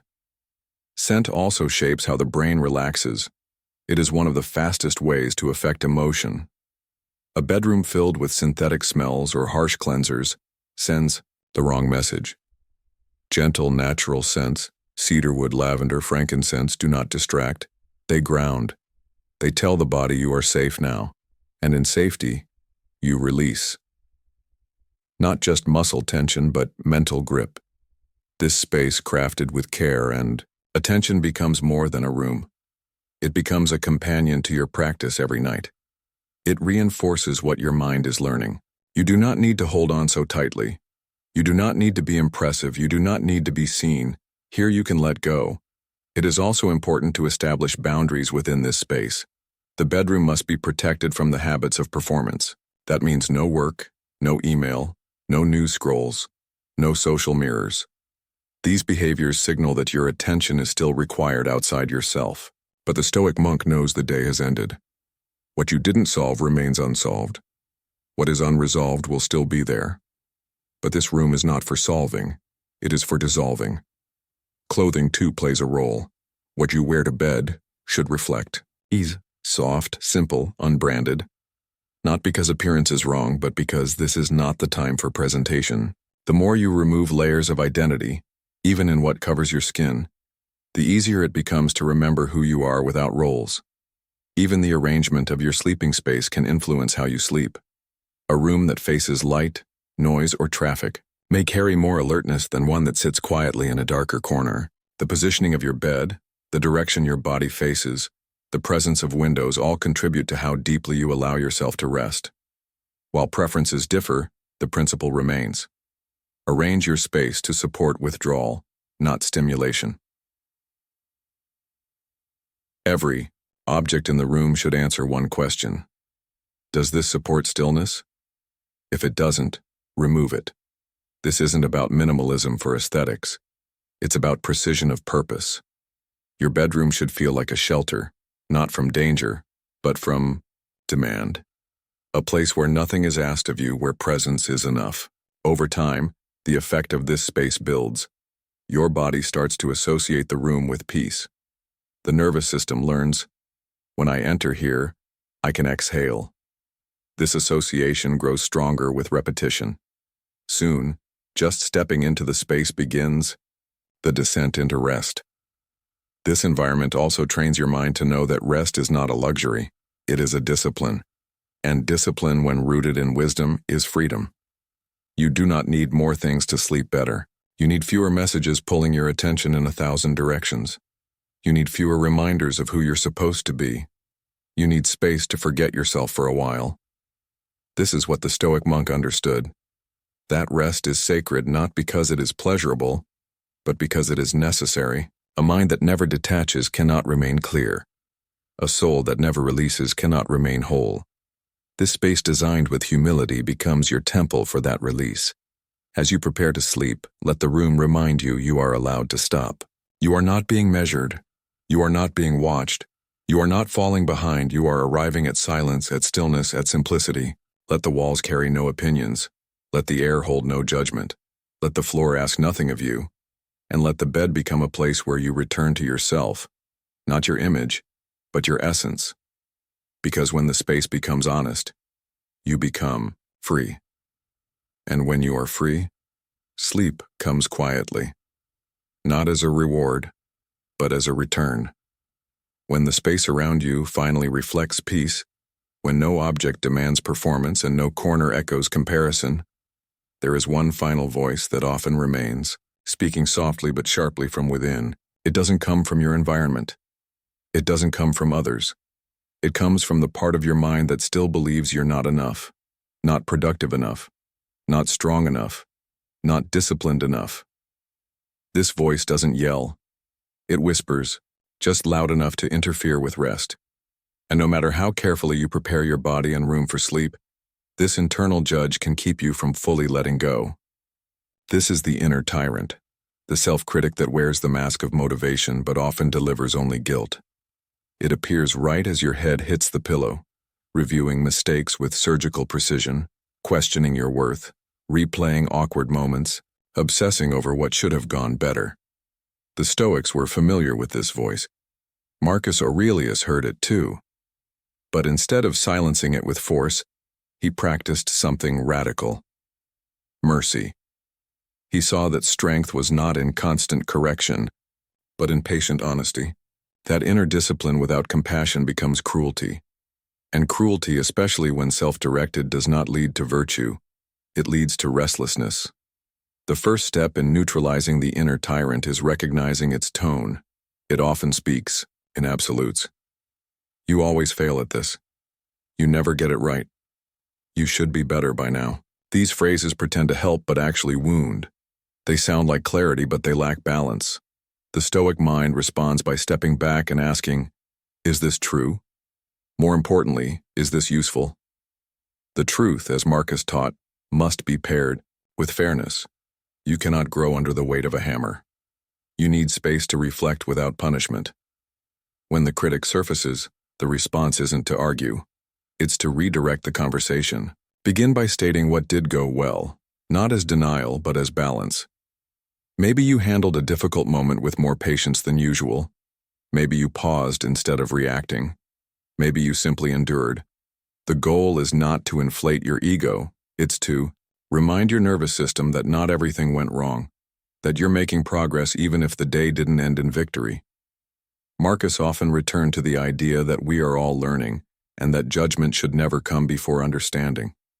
So, instead of scolding yourself, begin asking better questions. What was I feeling in that moment? What was I afraid of? What did I misunderstand? These questions open space for awareness, not attack.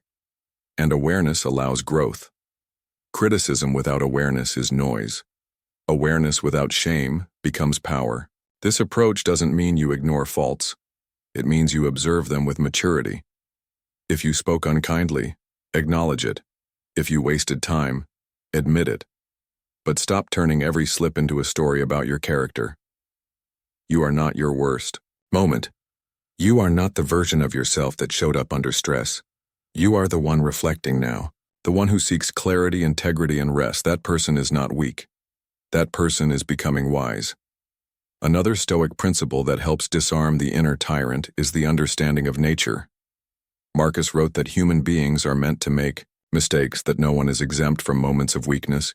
Even the wisest stumble. So when your mind begins to replay a failure, remind yourself this is part of the process. You are not broken. You are in motion. This mindset invites you to speak to yourself the way a good mentor would. Firm, yes, but kind, honest, but never cruel. You don't need to wait until you're perfect to give yourself peace. In fact, peace is what allows correction to take root. When the soil is too hard, nothing grows. But when it's softened with mercy, you can plant new habits without fear. This softness also allows for rest, because most insomnia driven by self-judgment doesn't come from physical discomfort. It comes from mental friction. You are resisting yourself, arguing with your past, worrying about your worth. These thoughts keep adrenaline in your bloodstream and tension in your body. But when you speak to yourself with calm, the body listens. The shoulders drop. The breath deepens. The mind stops racing. Sleep becomes possible again, not as escape, but as recovery. A helpful tool is a nightly reflection practice rooted in non-judgment. Sit for a few minutes and review the day through this question. Where did I do my best even if it wasn't enough? That lens cuts through shame and reveals effort. And effort, even when imperfect, deserves acknowledgement. The Stoics never demanded perfection. They sought virtue. And virtue is built slowly with patience, correction, and compassion. Another way to practice this is through written language. Write a short note to yourself as if you were writing to someone you care about. Express your concerns, your regrets, but also your intentions. End the note with a phrase that allows closure. Something like "that is enough for today." This simple act can shift your mental state. You stop internalizing failure and begin transitioning to rest. Marcus Aurelius reminded himself often that he was not his thoughts, that they came and went like wind. You can apply this at night by watching the inner critic without reacting to it. Say that's one opinion or that's not helpful right now. Then, return to the breath, not to escape but to anchor. Anchoring is different from avoiding. Avoidance pushes the critic away. Anchoring allows it to pass without engagement. It's also important to notice when the inner critic is repeating voices you've heard before. Often it is not your true voice. It's the echo of a parent, a teacher, a culture. You internalized it so young it feels like truth. But when examined, it falls apart. You are not obligated to believe every harsh word your mind speaks. You can question it. And in doing so, you create space for your own voice, a voice that wants to grow, not shrink. Mercy is not laziness, it's a higher form of discipline. It requires more strength to meet yourself without attack than it does to stay trapped in cycles of guilt. When you learn to hold your flaws without flinching, you become stable. That stability doesn't remove mistakes, it removes shame. And without shame, there is room for real change. This kind of internal gentleness also influences how you treat others. When you stop punishing yourself for every flaw, you stop expecting others to be flawless. You become less reactive, less bitter, more understanding. Your relationships improve not because people change, but because your judgment softens. That softening begins inside. At night, this internal climate becomes the atmosphere of your sleep. If your mind is still hostile, the body stays on edge. But if your inner tone is patient and kind, the body begins to trust. It no longer braces for correction. It releases. It breathes fully. And rest becomes not just possible, but natural. This is the core of Stoic self-care. Not indulgence, but respect. Not excuses, but context. You begin to treat yourself like a student you care about, not a soldier you must discipline. And in that shift, you begin to heal patterns that years of judgment have only made worse. As you prepare to rest tonight, listen carefully to how you're speaking to yourself. If there is tension, meet it. Not with force, with attention. Ask what it needs.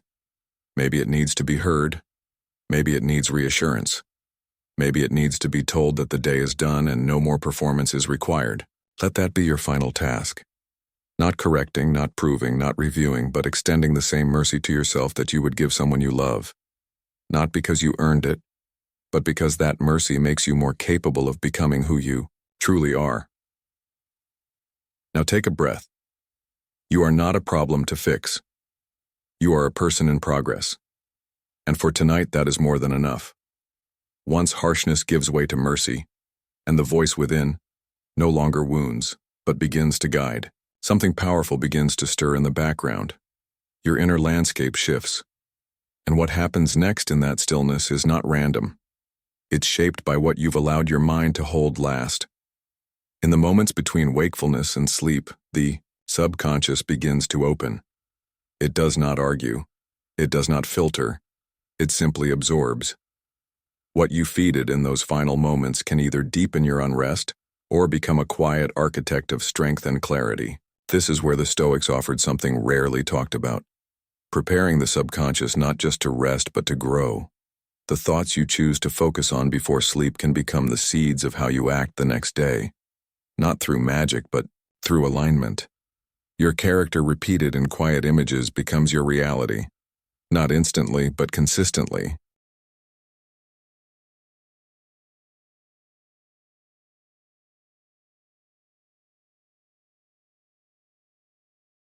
These are not empty moments. This is prime time for planting. When you dwell on regret, conflict, or confusion, the subconscious carries that tone. But when you feed it courage, justice, discipline, or compassion, something different happens. Your rest becomes restorative on a moral level. You're not just recovering, you're reorienting. The Stoics believed that the virtues, courage, temperance, wisdom, justice were not abstract ideas. They were guiding forces, and they could be trained. Repetition creates familiarity. Just as the muscles respond to movement, the subconscious responds to what it sees over and over again. So what you present to the mind as it falls asleep becomes the blueprint it continues to work from. Start this process by choosing a specific virtue. You don't need to cover all of them every night. Focus makes the impression stronger. If you choose courage, reflect briefly on a time you displayed it, even in a small way. Speak silently to yourself. Today I was willing to face discomfort. Then picture it. Replay it as if you were watching it on a screen but without critique. Just observation. Let the feeling settle. Not pride, but steadiness. If no moment comes to mind, don't force it. Instead, visualize what it would look like to act with courage tomorrow. A difficult conversation, a task you've been avoiding. Picture yourself handling it with clarity and calm, not as fantasy, but as practice. This visualization doesn't need to be long. In fact, brief is better. The subconscious remembers simplicity. Think of it as giving your internal compass a clear direction before it moves into rest mode. The same can be done with temperance. Reflect on where you held back, where you remained steady in a moment of temptation or anger. Even if the success was partial, notice it.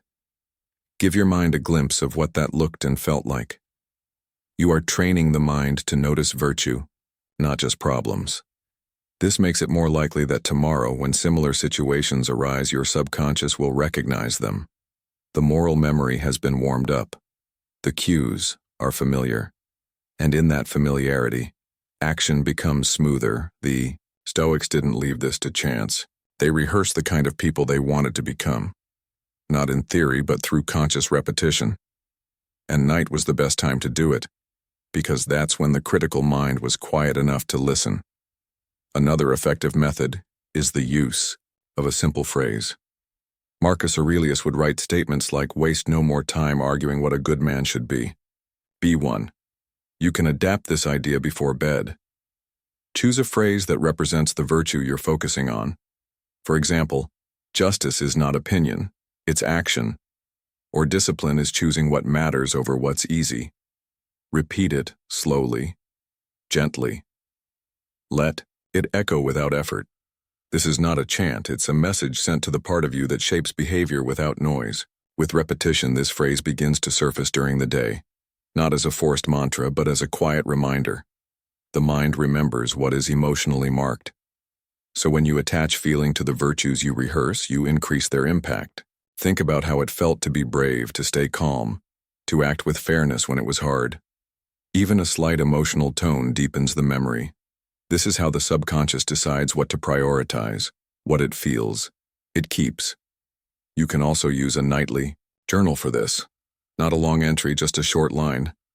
Today I practiced, followed by the virtue you focused on. This creates consistency. Over time you begin to see patterns. You see which virtues you need more of and which ones are growing stronger. It becomes a quiet form of accountability, not to punish, but to direct. If you struggle with replaying negative events at night, redirect that energy by reframing them through virtue. Ask, what virtue was challenged here? Did the moment call for patience, but you reacted with anger? Did it ask for honesty, but you softened the truth? This is not about self-judgment.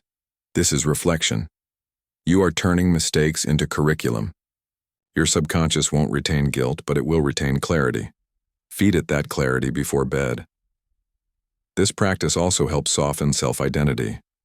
You're no longer obsessed with outcomes, only with alignment. You stop asking, did I win, and start asking, did I live by what matters? That question creates depth. It removes ego from the equation and replaces it with principle. And that shift allows the soul to rest. You're not trying to protect your image. You're training your character. These pre-leap reflections don't need to be dramatic. In fact, the quieter they are, the more effective. The mind doesn't need volume, it needs consistency. A nightly ritual, even 5 minutes, sends a signal. This is what we value. This is what we're shaping. And over time, the subconscious will begin to follow. The beauty of this practice is that it works even when you're not fully awake. Some nights, your mind will wander, you'll forget, but the pattern remains. The more often you guide your last thoughts toward virtue, the more your dreams begin to reflect that intention. You may notice different themes surfacing: less chaos, less fear, more steadiness, or at the very least, more recovery. And even if the dreams don't shift noticeably, your mornings will. You'll begin to wake up with clearer direction. Not because something magical happened, but because your inner compass was reset before sleep. This is what the Stoics meant by harmony. A life where thought, feeling, and action are aligned. It doesn't start in battle or in meetings. It starts in the quietest moments. In the seconds before sleep, when you choose what to plant, whether you feed the fear or the virtue, whether you surrender to the chaos or shape your response to it. As you prepare for sleep tonight, ask yourself, what quality do I want to bring forward tomorrow? Not as a demand, but as a direction. Then see it, name it, feel it, let it settle, let it echo. Then close your eyes, not with pressure, but with quiet focus. You have done enough. You have chosen who to become. And now you let the mind rest, not in noise, but in virtue. And that virtue even as you sleep, begins to guide you, not loudly, but steadily. When the final thoughts before sleep have been shaped with clarity and virtue, when the subconscious has been gently guided toward courage, honesty, and discipline, there remains one final, often overlooked terrain. What to do when the night turns against you? Sleep is not always peaceful. Even the most prepared mind can encounter restlessness, troubling dreams, or sudden awakenings. What determines your peace is not whether these things happen, but how well your mind is trained to meet them. Most people treat dreams like passive entertainment, but for the Stoic, the night, like the day, is another arena for growth. Marcus Aurelius reminded himself constantly that life would not go smoothly, that disappointment, loss, and fear would always have a place. He didn't say this with bitterness. He said it with resolve because preparing for difficulty was not pessimism. It was protection. He practiced what the Stoics called premeditation malarum, the premeditation of evils, the mental rehearsal of adversity, not to scare the mind, but to strengthen it. Most people go to bed hoping for a perfect sleep. That hope often creates the opposite, more tension, more resistance, and when the night brings an unwanted thought, a disturbing dream, or a 3 a.m. worry spiral, the untrained mind begins to panic. It resists what is happening. That resistance builds adrenaline. The body wakes up. The thoughts get louder. Sleep dissolves. But what if you went to sleep expecting at times discomfort, not fearing it, but practicing for it? The mind can be conditioned, just like the body, and this conditioning doesn't need hours of preparation, it needs intention. You can build nighttime resilience by rehearsing difficulty before it appears. Just a few minutes before sleep, a mental scan of possible disturbances, not to dread them but to familiarize yourself with them. The Stoics didn't believe in surprise. They believed in readiness. You begin this process by selecting a discomfort that often visits you at night. It could be anxiety, guilt, or fear of the unknown. Do not push it away. Face it. Let the thought rise. Then ask, what would I do if this visited me tonight? What would I think? How would I breathe? What would I tell myself?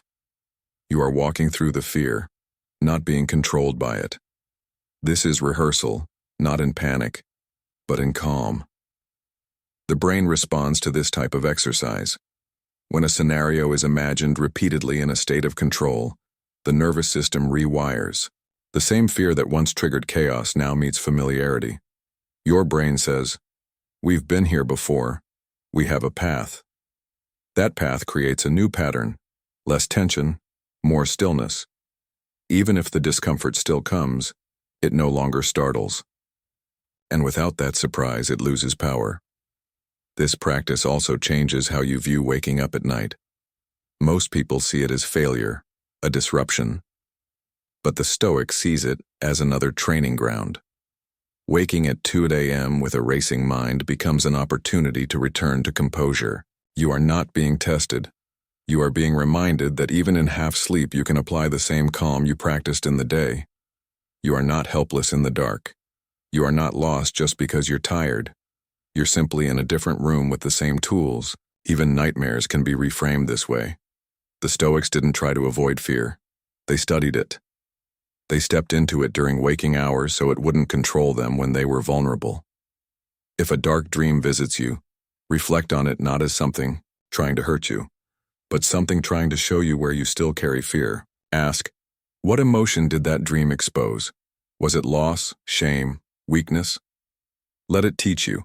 Let it reveal the places that still need peace. This is what it means to build nighttime resilience. To train your mind not to expect comfort, but to expect adaptability. You stop chasing perfect sleep. You chase preparedness. You go to bed not hoping nothing goes wrong, but confident you'll handle it when it does. That shift gives you control not over the night, but over your reaction. There's also a deep humility in this practice. You acknowledge that you cannot command your sleep, that the subconscious is vast and not always predictable, but you do not fear it. You respect it. You meet it with readiness. That readiness says to the darker parts of the mind, "You are welcome. I do not fear you. I do not resist you.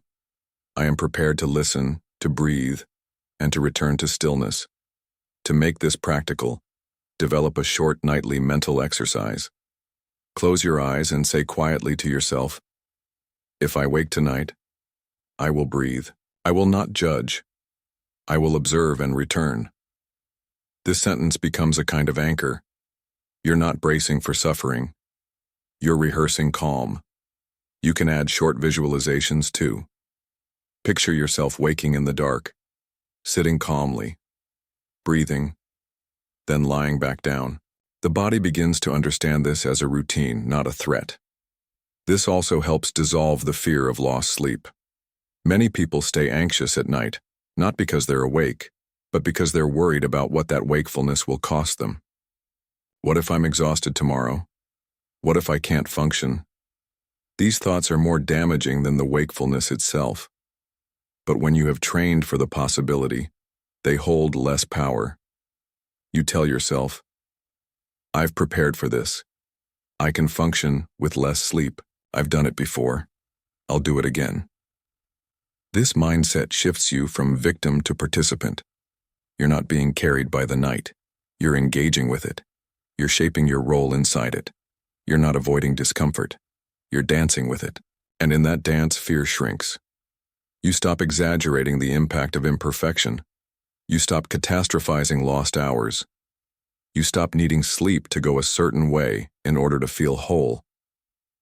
The beauty of premeditatio malorum is that it applies just as much to sleep as it does to daily life. By rehearsing misfortune before it comes, you rob it of its surprise. By expecting discomfort, you remain calm when it arrives. And that calm, more than anything else, supports your healing. Because when fear is gone, sleep, real sleep, can finally begin. You can also carry this into how you speak to yourself. If you wake up and the mind begins to swirl, use prepared phrases. "I expected this. This is not new. I have the strength to remain still." These are not affirmations meant to overpower. They are reminders of training. They tell the brain what to do next. They prevent spirals by offering a structure. One sentence can stop 20 anxious thoughts from spiraling. Another benefit of this training is that it reduces frustration with your own mind. You stop blaming yourself for restlessness. You start honoring the effort. You say, "This is part of the work. This moment is practice." That mindset protects your confidence. Because the most damaging part of a restless night is not the fatigue. It's the belief that you failed. But you haven't failed. You've entered the arena. You are learning to stay grounded in discomfort. This also helps you meet future nights with less fear. The memory of past wakefulness no longer haunts you. You stop thinking, "Please don't let tonight be like that." And instead you think, "If tonight is hard, I am ready." That readiness makes rest more likely because it removes tension. Tension is the enemy of sleep. Readiness is the medicine. Let this become part of your sleep ritual. Not just soft blankets and slow breath, but mental strength. Even if the night is kind, you remain steady. And if it is not, you remain steady too. This is not about controlling the night. It's about not being controlled by it. You don't need perfection to sleep well. You need peace with imperfection. You don't need silence to rest. You need silence within. And that silence is built through preparation. So tonight, before you close your eyes, do not beg for ease. Prepare for the test. Walk yourself through the fear. Step into the dark, not with dread, but with readiness. Because you are no longer waiting for peace. You are becoming it.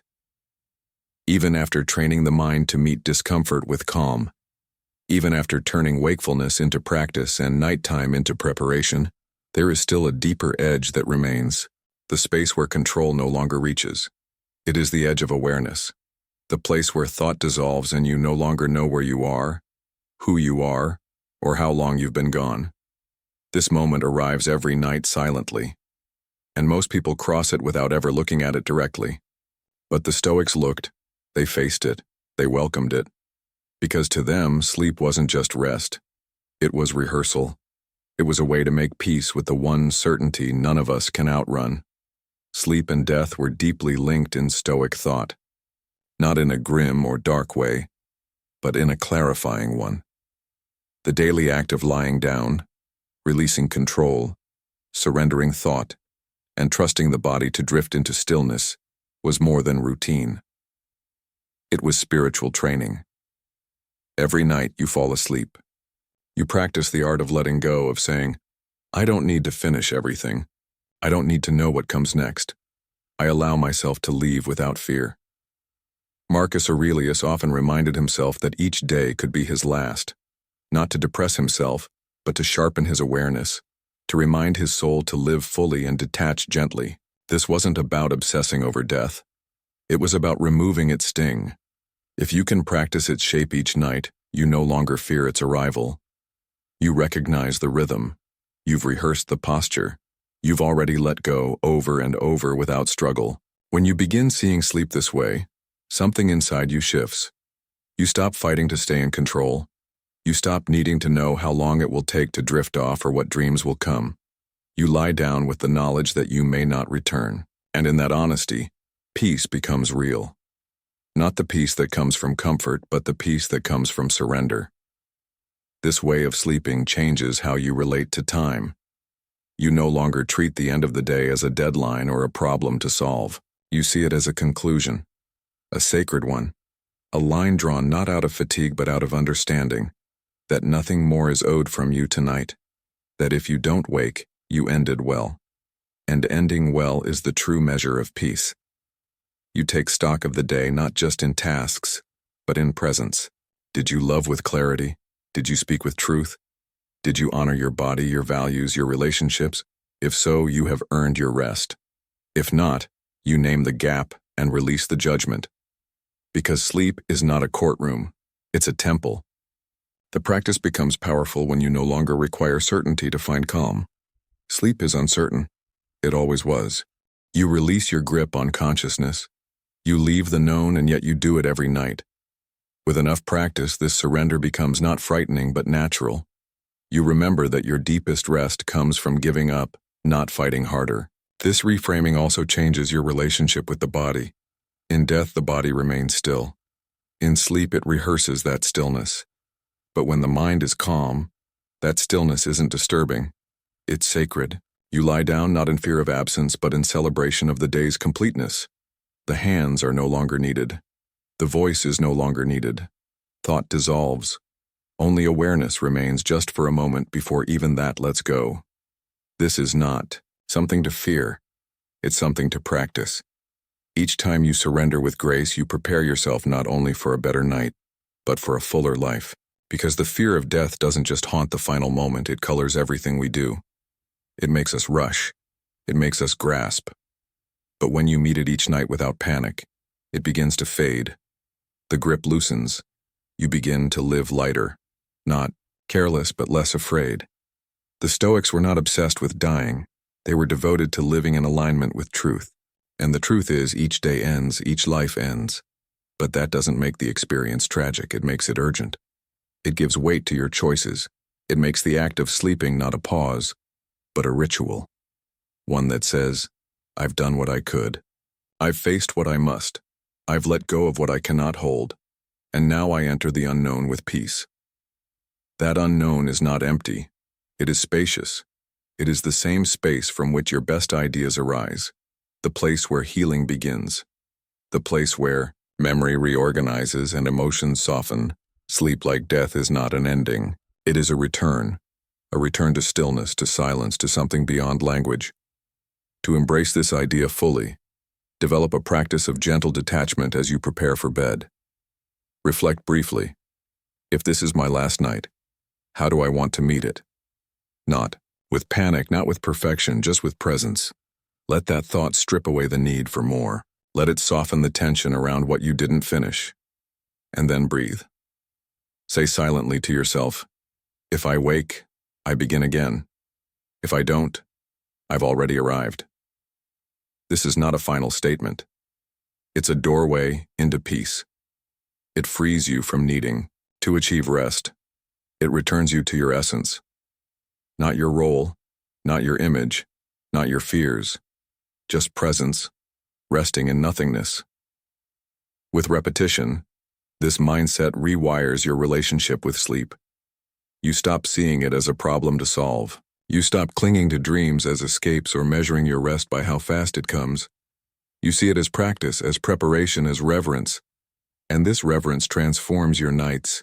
You no longer dread the dark. You welcome it. You no longer fear unconsciousness. You respect it. You no longer panic when thoughts rise. You let them pass because none of it threatens you. You've already given yourself permission to go. This also prepares you for more than sleep. It prepares you for illness, for aging, for moments when the body falters, when clarity fades, when plans fall apart. If you've practiced letting go each night, these larger moments do not feel unfamiliar. You know the shape of surrender. You know how to bow your head not in defeat, but in dignity. And over time, this kind of spiritual preparation builds a quiet strength, a kind of invisible support that carries into your days. You live more fully. You love more deeply. You speak more truthfully because you're no longer pretending time is endless. You're living from the knowledge that this moment matters and that it is enough. So as the light fades and the silence grows, let your final act be one of courage, not in doing but in letting go. Say goodbye to the day without clinging. Say goodbye to the self without resistance. And rest not as someone avoiding death but as someone who has made peace with it. Because sleep, when seen clearly, is not just rest. It is rehearsal for eternity. And you are ready once you've laid down an acceptance of impermanence, when the fear of endings is no longer a threat, but a companion you've learned to walk with. There is one more burden that can still follow you into sleep. It's the weight that doesn't come from fear of death but from memory. The past, not the future. The moment you said too much. The one where you stayed silent. A choice made in weakness. A habit repeated despite good intentions. Guilt, shame, and self-directed anger can linger beneath even the most peaceful rituals. And if they aren't handled with care, they will surface, in the dark, quietly interrupting rest without warning. This is why the Stoics practiced nightly forgiveness not as softness, but as responsibility. They understood that guilt, if unprocessed, becomes corrosion. It doesn't make you better. It makes you stuck. It clouds the mind, tenses the body, and poisons the hours meant for healing. But when approached with clarity, regret can become a tool, not something to escape, but something to clean. That cleaning is not emotional indulgence. It is mental hygiene, and it must be practiced regularly. The Stoic method for releasing guilt rests on 3 pillars: responsibility, learning, and letting go. These are not steps to be rushed. They are conditions to be met one at a time with sincerity. Taken together, they create the emotional framework for rest that isn't shallow but real. The first step is responsibility. It begins by facing the discomfort. This requires honesty, not general guilt, but precision. What action caused harm? What words carried weight you didn't intend? What moment today made your conscience speak? The point is not to wallow, but to name. Without naming, the mind can't release. So you name it. You say, I was impatient, or I avoided something difficult, or I failed to listen, and you say it without excuse. But responsibility in Stoic terms never meant self-punishment. The Stoics believed that ownership is a form of strength, that you can claim your part without confusing it for your identity. You are not your worst moment. You are not the mistake. You are the one reflecting. That is who you are now. Once the event has been named and the responsibility claimed, you shift into the second principle. Learning here is where judgment transforms into value. You ask not why did I do that, but what belief was I following when I acted this way? Were you reacting out of fear? Were you chasing validation? Were you trying to control something outside your influence? This step demands reflection without emotion. You are investigating your own system of thought. When you see the belief clearly, you can begin to rewrite it, not with guilt, but with reason. For example, if you reacted with anger, ask, what was I trying to protect? If it was pride, then next time you'll watch for that tension. If it was fear of being wrong, then next time you'll notice the reflex. This is the foundation of Stoic self-improvement. Every mistake is a mirror if you're willing to look. Now comes the final pillar, letting go. This step is the one most people resist. They think that if they let go of guilt, they're letting go of accountability, that if they forgive themselves, they're justifying the harm. But this is misunderstanding. Letting go is not forgetting. It is releasing the emotional weight after the learning is complete. It is saying, I will not carry this into sleep because I have already taken what I needed from it. This release is critical. Without it, the mind loops. It circles the same memory, hoping it will change. But it won't. Only your posture toward it can change. And when it does, the loop breaks. You tell yourself, this happened. I faced it. I've learned. Now it's time to rest. That line, repeated with calm conviction, creates closure. The nervous system softens. The guilt, no longer spinning, fades, and space opens for stillness. To support this process, build a short, nightly ritual. Find a quiet place, sit or lie down. Then with closed eyes, review the day through this lens. Where did I fall short of who I want to be? Choose 1 or 2 moments, then speak through each of the 3 principles. Name what happened. Take ownership. Identify the root belief. And finally, state your release, not as a trick, but as a choice. I will not carry this into tomorrow.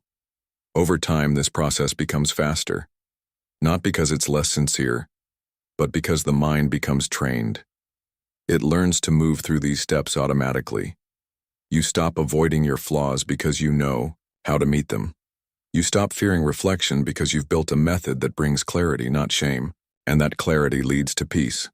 This method also prevents emotional buildup.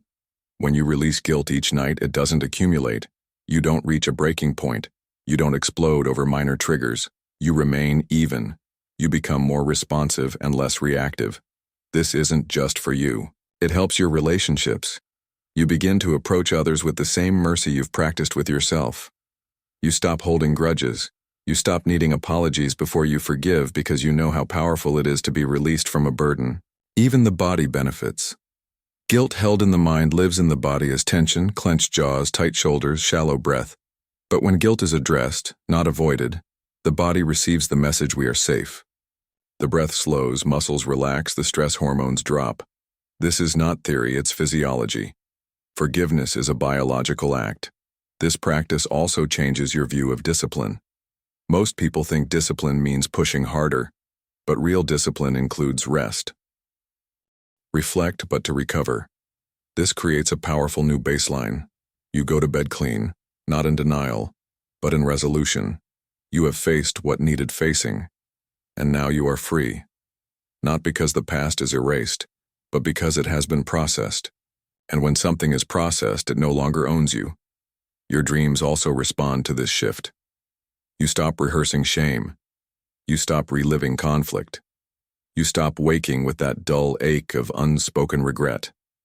Instead, your subconscious moves toward restoration. It trusts the process you've built and it begins to support you instead of haunting you. This method also builds confidence, not the loud kind, the quiet kind, the kind that says, I can face myself. That confidence carries into the day. You speak more freely. You make decisions faster. You stop fearing mistakes because you know how to meet them. You stop hiding from truth because truth no longer punishes. It frees. Even your sense of identity begins to shift. You no longer see yourself as broken or behind or failing. You see yourself as someone who is becoming, someone who reflects, someone who releases. That identity doesn't need applause. It doesn't need recognition. It just needs consistency. So tonight, before the lights go out, give yourself this final moment. Sit with your reflection. Offer your apology not to the world, but to yourself. Then close the loop. Say what needs to be said. And then rest. Because when guilt is released, rest becomes real. And real rest is what allows you to rise tomorrow, lighter, clearer, and ready. After the weight of regret has been lifted and the soul granted permission to forgive itself, what remains is not emptiness, but clarity. That clarity creates space, a quiet openness. And in that space, something essential can finally emerge. A return to the self, not to shame it, not to repair it, but to examine it with intention. What did I truly live by today? Not in what I claimed or intended, but in how I showed up moment by moment. This is not a review for performance. This is a check-in with your inner compass, a quiet, steady audit guided by the only measures that matter, virtues that outlast, emotion, pressure, and praise. The Stoics did not end their days with loose thoughts. They ended them with a mental review, a disciplined pause to hold their character up to the light and see without flinching whether their actions aligned with what they believed in.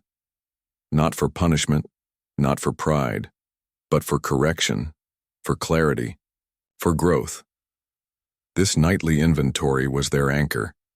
In a world filled with unpredictable events, they could not control what the day delivered, but they could control what they brought to it. Courage, wisdom, and discipline. Each of these is a pillar, not soft values but solid structures, measurable, knowable, but only if you are willing to look directly at them, not as ideas, but as behaviors. The virtue audit is not about theory. It is about evidence, not abstract ideals but specific lived choices. Begin by reviewing the day through the lens of courage. Ask clearly, where did I lean into fear and act anyway? Not dramatic acts of bravery, just the moments where you stepped forward instead of back, where you spoke when silence would have been easier, where you resisted the temptation to stay small. These moments often go unnoticed, but when named, they begin to build confidence, not the external kind, but the kind that whispers, "You're becoming stronger." Also ask, where did I shrink? Where did I withhold myself out of fear, not caution, but avoidance?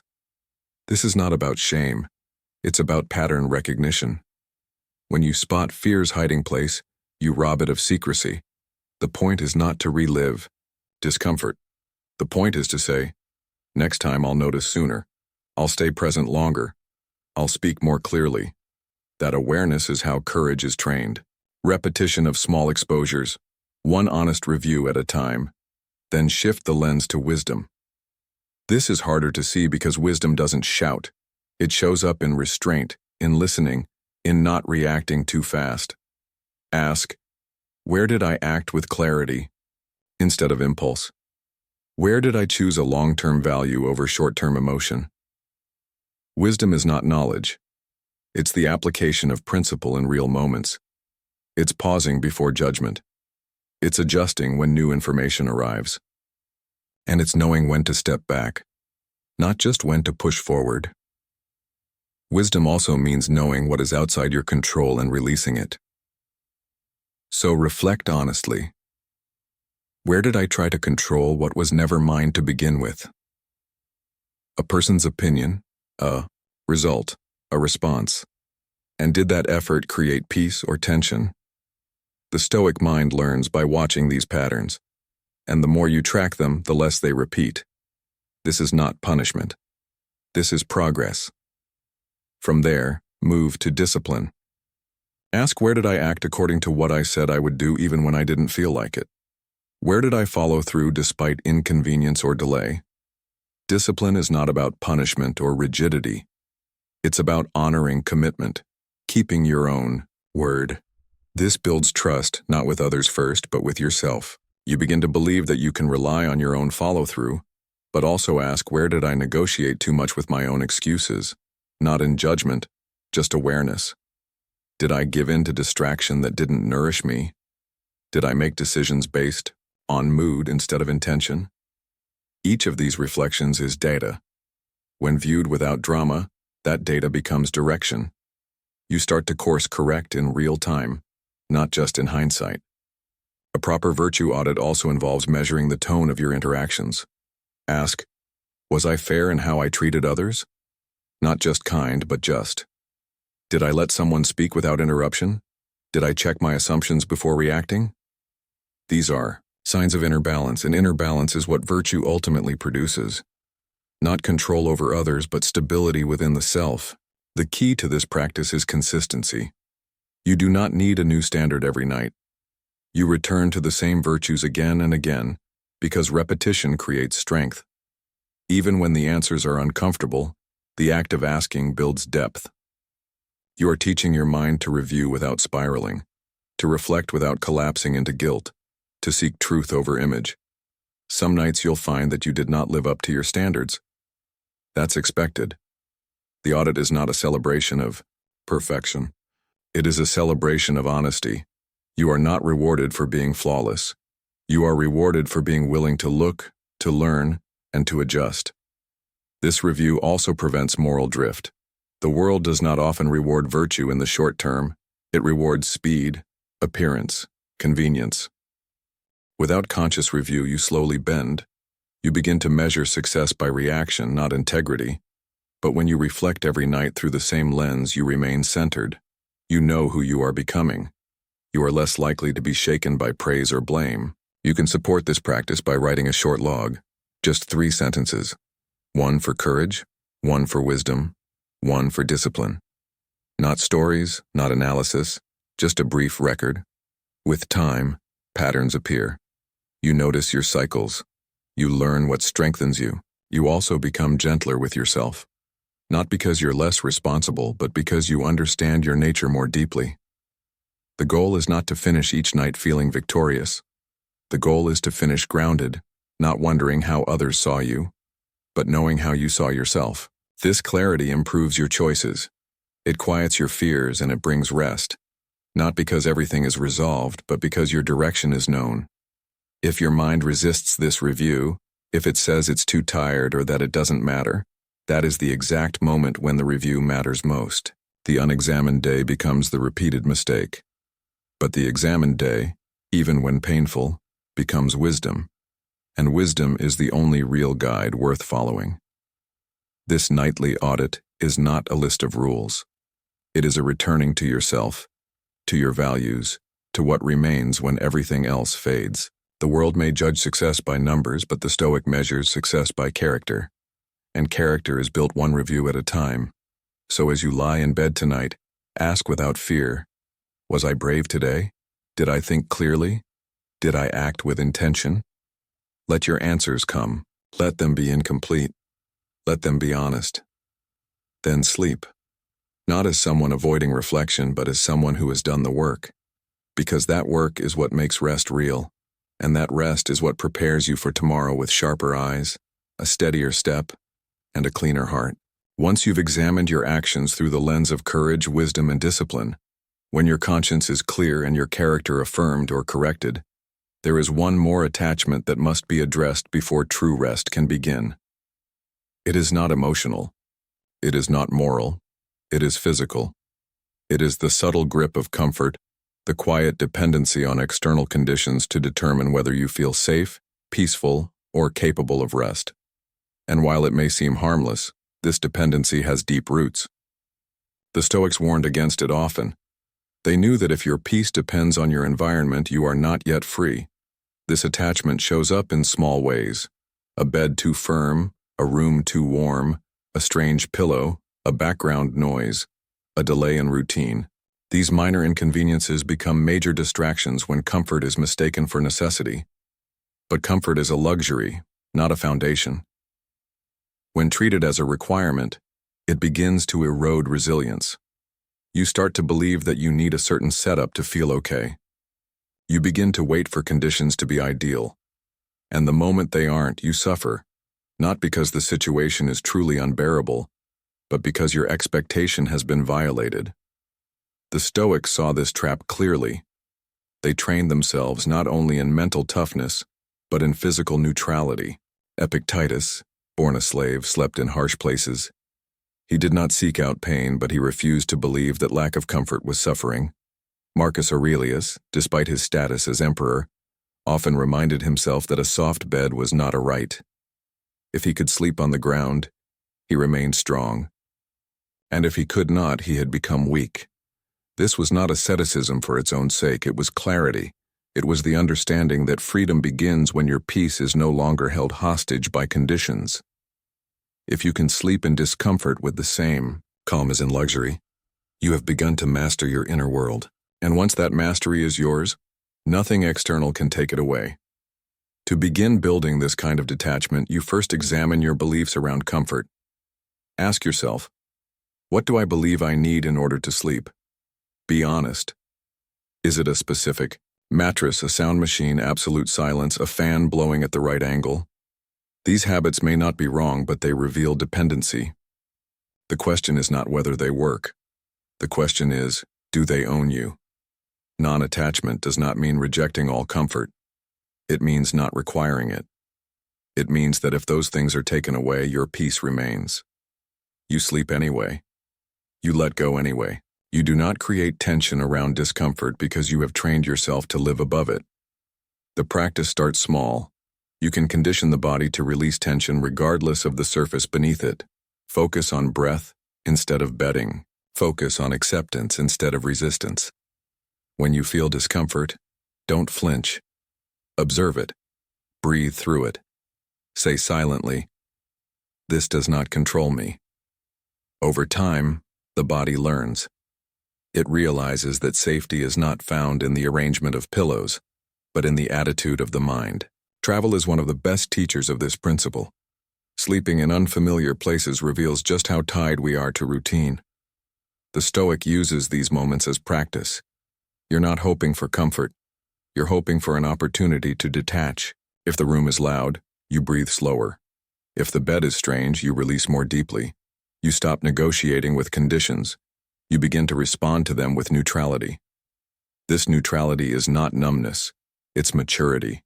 It's understanding that sleep is a function of letting go, not a reaction to having your preferences met.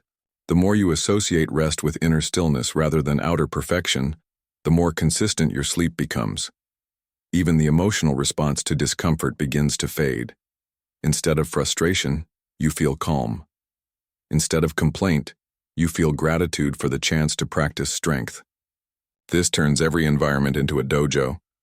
Every difficult night becomes a training session, and every time you sleep well in poor conditions, you prove to yourself that your power lies within.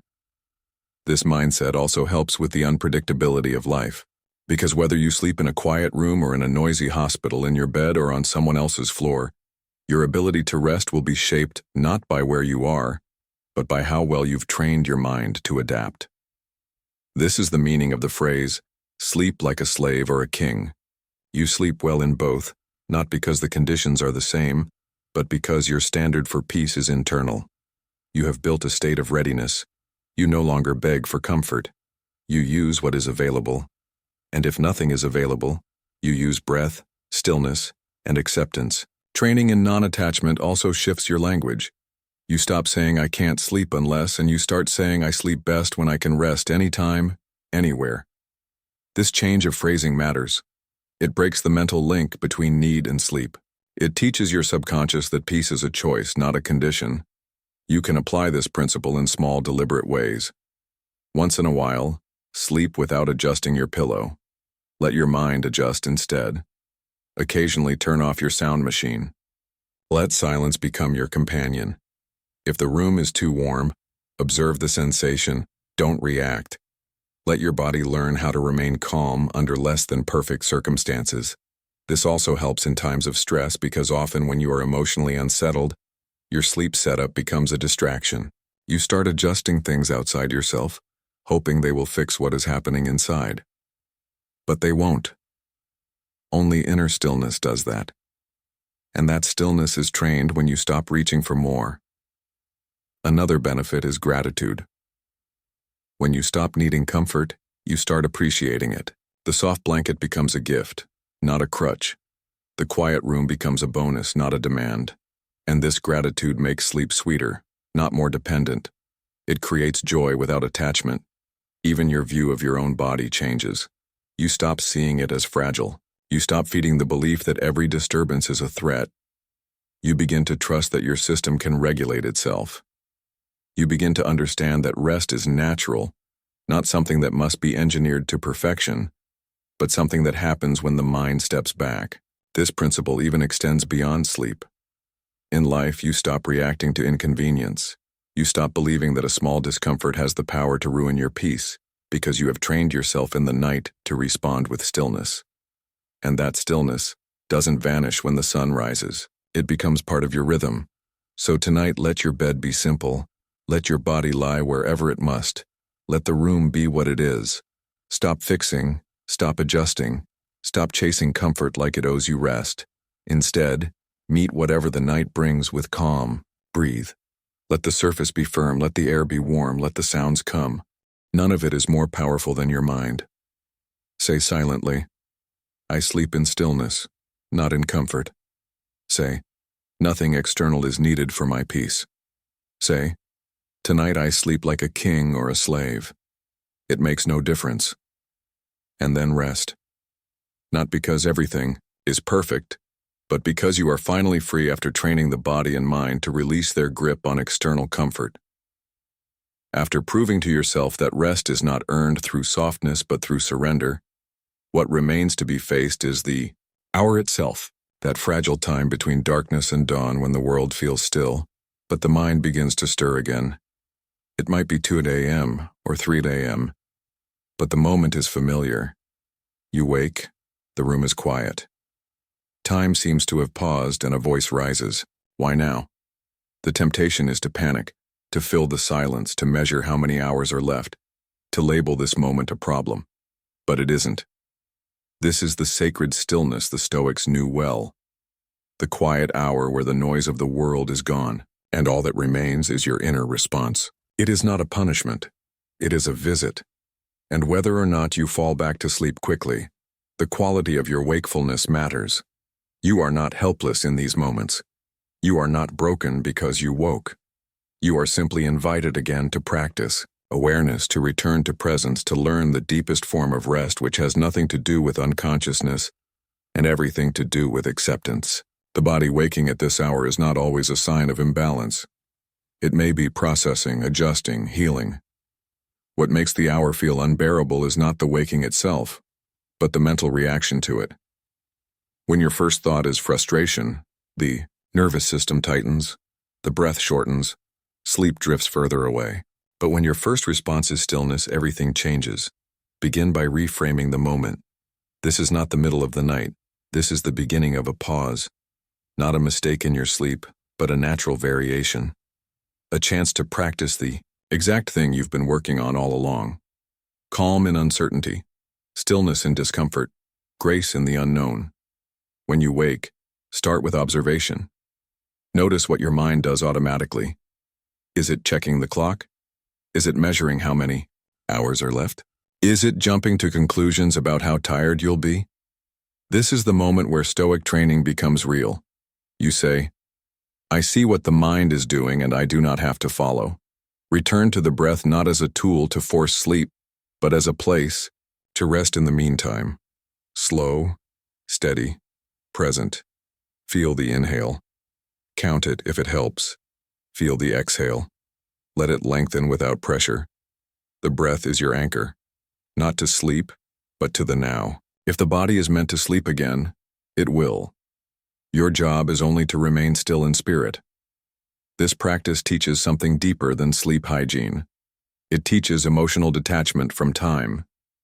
Most suffering at 3 a.m. comes from the illusion that time is slipping away, that the next day will be ruined. But the Stoics didn't count hours. They counted character. And in this quiet hour, character is revealed. Ask, how will I meet this moment? With fear or with patience, with dread or with curiosity? The content of your thoughts is less important than your posture toward them. Let them pass. Do not debate them. Do not fear them.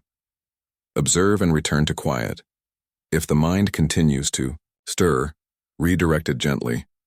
Recall a Stoic principle you've been reflecting on, not to distract but to reinforce calm. Say to yourself, nothing outside my control can disturb me.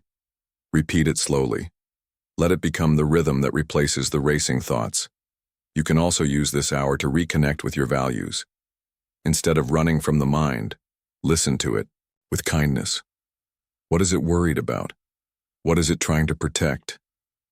Often the middle of the night brings up fears that are buried during the day, but this is not a time to solve them, it's a time to soften them.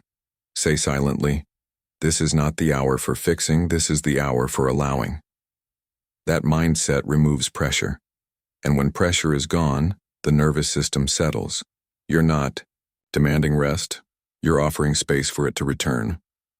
Many ancient writers saw the middle of the night as a spiritual hour, a time when clarity comes not through action but through presence, when the soul is most honest because nothing else is pulling at it.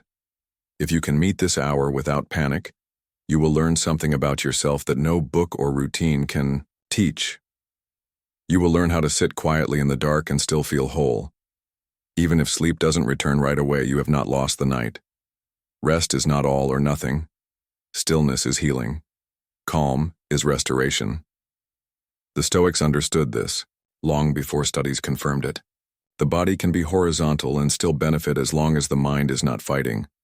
One of the greatest benefits of reframing this hour is that you stop fearing it, and once fear is gone, the hour softens. The brain stops predicting disaster. The body stops bracing for fatigue. You simply lie there, alert or not, and trust the rhythm will return. This teaches resilience. If you can meet the hardest part of the night with grace, you can meet the day with strength. You no longer panic at disruption. You adapt, you watch, you stay grounded, and eventually sleep returns, not forced, but invited. Let this hour become a teacher. Let it show you that you do not need perfect conditions to remain centered. That peace does not require silence or stillness or unconsciousness. It requires only your choice again and again to not turn away from the moment you're in. So the next time you wake at 3 a.m., do not ask why. Do not measure the hours left. Do not label the night ruined. Say simply, this is practice. This is sacred stillness, and I am present for it. Not waiting, not worrying, just here, and that is enough. After learning to meet midnight awakenings with clarity instead of fear, after discovering how to be present, in the stillness without rushing to fix it, what becomes increasingly clear is that the true source of peace is not control, but familiarity with discomfort. The fewer conditions you require for rest, the more naturally resilience forms. And there is a way to accelerate this resilience, to turn the discomfort itself into a deliberate tool. Not just tolerating difficulty, but choosing it. Not because you must, but because you are capable. The Stoics called this premeditated adversity. They practiced going without to remember they didn't need everything the world convinced them they required. Fasting was not just about food. It was about detachment, an exercise to show the body and mind that they could do more with less. Applied to sleep. This becomes sleep fasting, a gentle and controlled challenge, where you intentionally reduce comfort to sharpen awareness, strengthen endurance, and retrain your nervous system to remain calm even in the absence of luxury. Sleep fasting is not about punishing yourself. It's not about deprivation for its own sake. It's about remembering that you are not fragile.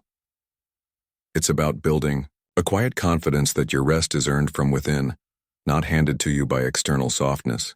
This is not something done nightly.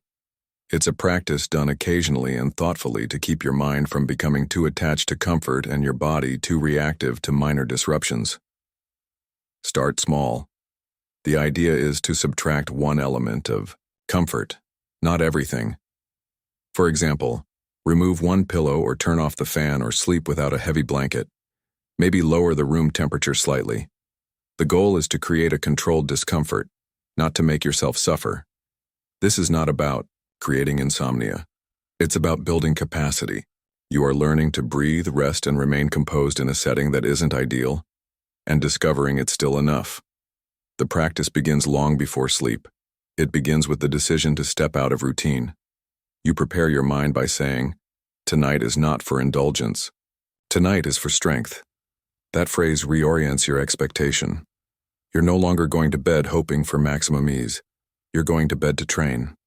That shift changes how your body responds. The first few attempts may feel odd.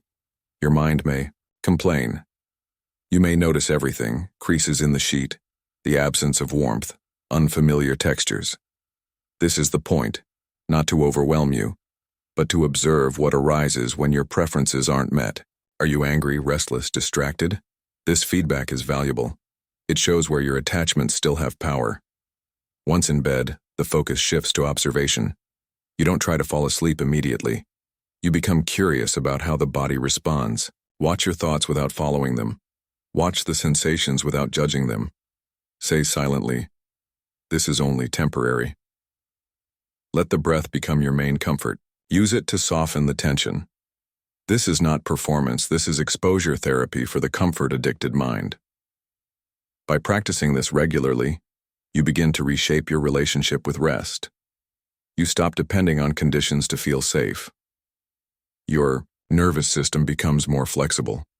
It learns that a mist blanket is not a threat, that noise is not danger, that you do not need perfect alignment to sleep well.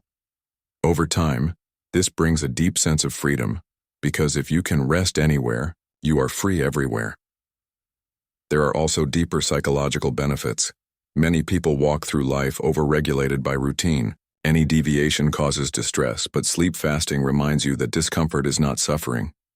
It's just another sensation.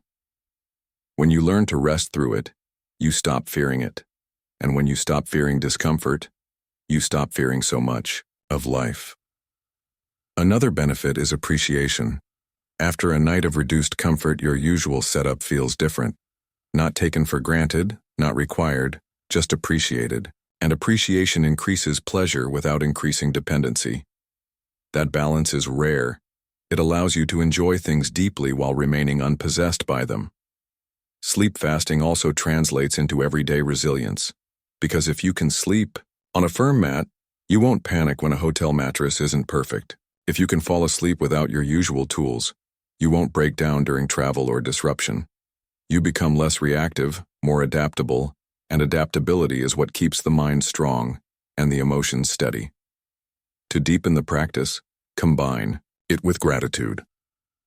As you lie in a state of controlled discomfort, scan your body for what is still working, your breath, your heartbeat, the quiet around you. Not to distract from the discomfort, but to balance the perception. This teaches the brain to hold contrast. Yes, something is missing, but nothing essential is lost. You can also layer reflection into the practice. As you lie there, ask, what else do I believe I need that may not actually be necessary? These moments often reveal hidden dependencies, not just in your sleep, but in your life. Maybe a certain approval, a routine, a belief about how things should be. When you sleep through discomfort, you're not just learning how to rest differently, you're learning how to live more freely. This practice is not meant to be nightly. Once a week, once a month, or even once every season is enough. The point is to stay in touch with your edge, to make sure you haven't forgotten that comfort is not your master. The occasional challenge strengthens your baseline. You no longer panic when your conditions shift. You've already trained for it. The Stoics knew that ease makes the mind dull, not soft, but slow. When everything is pleasant, you stop observing, you stop adjusting. But when something is missing, your awareness sharpens, your instincts return.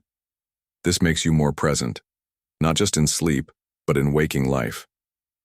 You stop going through the motions, you return to attention. Sleep fasting is not just a technique, it's a mindset. It says, I am capable of rest and discomfort. I trust myself to adapt. I do not need everything to go my way in order to be well. That is real confidence. Not the kind built on control, but the kind built on flexibility.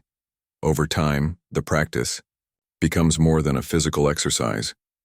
It becomes a statement, a declaration that your peace is not owned by objects, routines, or rituals. It is cultivated from within, protected by your choices, strengthened by your willingness to go without. And when the night ends and comfort returns, you don't rush to reclaim it.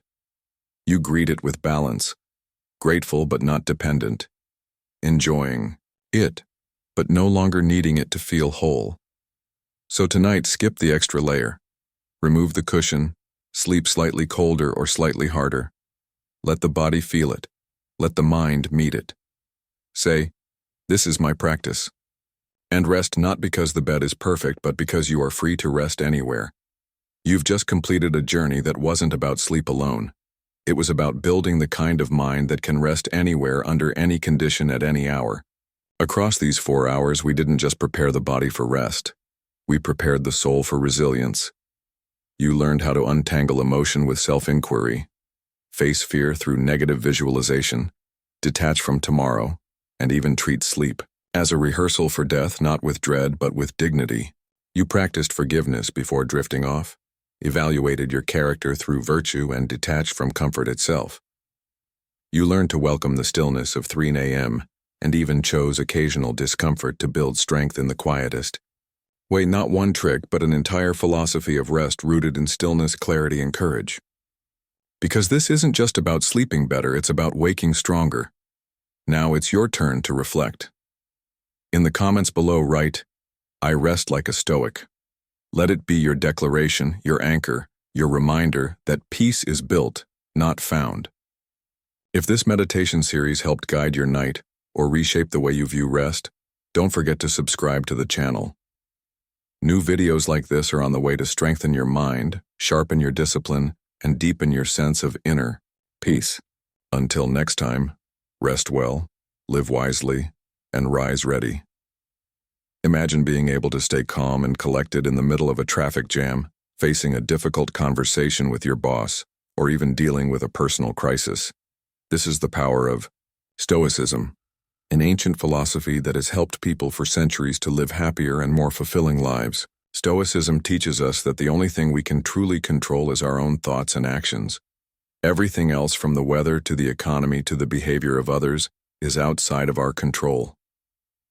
By accepting this reality, we can free ourselves from the anxiety and frustration that comes from trying to control things that are outside of our reach. Stoicism also teaches us to focus on what we can control, which is our own character and our actions. By striving to live a virtuous life, we can create a sense of inner peace and contentment that is not dependent on external circumstances. In this video, we'll explore 10 profound lessons from Stoicism that can help you achieve inner peace and mastery over your emotions. Join us on this journey of self-discovery as we explore the ancient wisdom of Stoicism and learn how to apply it to our modern lives. Lesson number 1. Embrace what you can control. Epictetus, the Stoic sage, offers us a fundamental lesson that serves as the cornerstone of Stoic philosophy: the dichotomy of control. At the heart of this teaching is the recognition that our lives are subject to a fundamental division between elements we can control and those beyond our influence. This concept is pivotal in cultivating a calm and composed demeanor, even in the midst of life's uncertainties. In essence, Epictetus advises us to invest our energy and attention in those aspects of life that fall within our sphere of control. These include our thoughts, actions, intentions, and responses. By directing our focus to what is genuinely within our power, we can navigate life with a sense of purpose and mastery. It is the acknowledgement that our internal world is under our dominion that forms the bedrock of our tranquility. Conversely, external events and circumstances, which often elude our sway, are to be acknowledged as outside the realm of our control. Just as an archer, as exemplified by Epictetus, can aim carefully, draw the bowstring with precision, and release the arrow skillfully, yet remain uncertain of the flight's outcome, we must learn to release our attachment to outcomes we cannot govern. This release is not an act of resignation, but an embrace of equanimity in the face of life's inherent unpredictability. Epictetus's metaphor of the archer, who derives contentment from knowing they've exerted their best effort, regardless of the target's fate, serves as a potent reminder of the Stoic approach to life. It encourages us to concentrate on our intentions and the dedicated efforts we put forth, accepting that the results are subject to a multitude of external factors. In essence, Stoicism reminds us to seize the reins of our inner world, embracing the dichotomy of control as a powerful tool to maintain a calm and composed disposition in a world where much remains beyond our influence. By concentrating our energies on what we can shape, we free ourselves from the burden of attempting to govern the uncontrollable, allowing us to discover serenity in the knowledge that we've done our utmost with the tools at our disposal. Lesson number 2: the power of acceptance. In the grand tapestry of Stoic philosophy, few figures stand as tall as the Roman emperor and philosopher Marcus Aurelius. His profound insights, often chiseled in the timeless monument of Meditations, resonate through the ages and illuminate one of the most powerful lessons in Stoicism, the lesson of acceptance. Marcus Aurelius guides us through a profound exploration of the human condition, acknowledging the inevitability of both triumph and tribulation. Life, as he observes, is a symphony of ups and downs, a constant ebb and flow. Within this ever-shifting landscape, there exists circumstances beyond our influence, elements we cannot control. Marcus Aurelius, in his role as a Stoic sage, extols the virtue of accepting these immutable truths. To accept in the Stoic sense is to embrace the reality of life's unpredictability and impermanence. It is to release the chains of attachment to specific outcomes and to walk in harmony with the unceasing rhythm of the universe. In Marcus Aurelius's words, resistance to the natural course of events leads only to turmoil and distress, like a ship struggling against the relentless current. The Stoic perspective on acceptance is akin to setting sail on the sea of existence, without a fixed destination yet with an unwavering faith in the voyage itself. It is an invitation to relinquish the desire for unyielding control and instead flow with the ever-changing stream of life. To dance with the music of the cosmos, whether its notes are serene or tempestuous, is the embodiment of Stoic temperance. In the realm of Stoicism, this lesson forms the bedrock of inner peace and tranquility. It urges us to open our arms to life's capriciousness, to savor the sweetness of success, and to weather the storms of adversity with grace. The power of acceptance, as illuminated by Marcus Aurelius, is a beacon that guides us through the labyrinth of existence, allowing us to greet each moment, each circumstance with an equanimous heart. It is the serenity of embracing life in all its unpredictability, finding profound serenity in the midst of its ever-shifting landscape. Lesson number 3. Practice mindfulness. Practice mindfulness.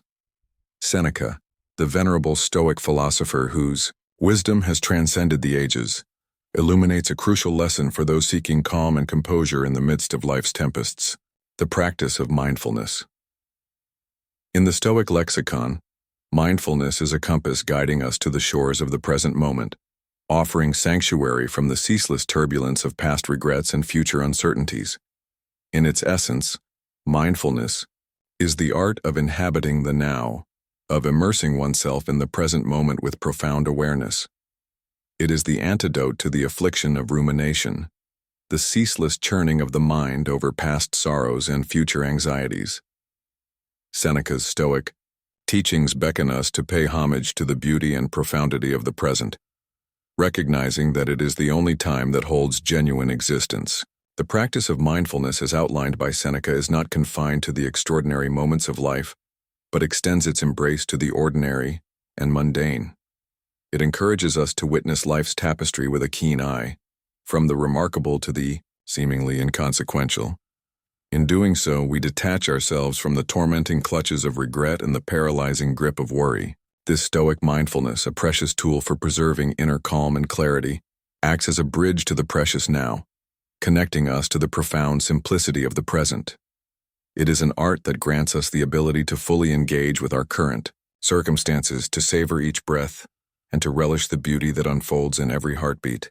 In the practice of mindfulness, we discover a timeless sanctuary where the mind finds solace, a place where inner tranquility is nurtured and composure is cultivated amidst the swirling tides of existence. Lesson number 4.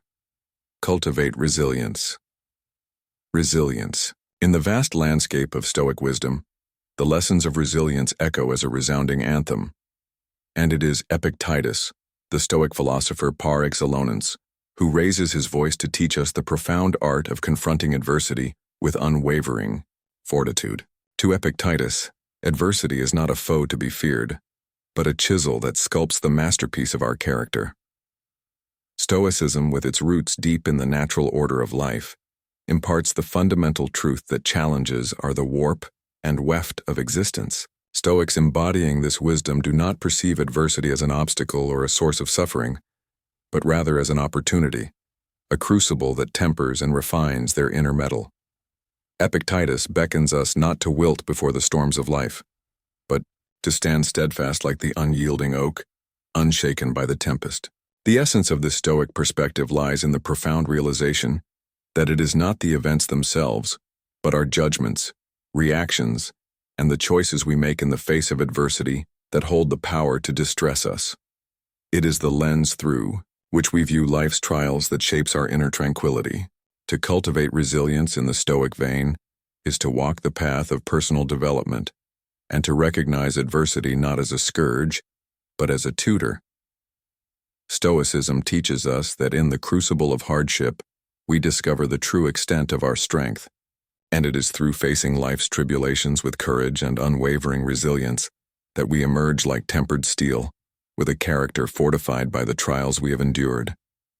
The Stoic perspective on adversity harmonizes seamlessly with the Stoic belief in the sovereignty of choice. Epictetus in his sagacity urges us to confront challenges not with trepidation, but with the valor of a warrior.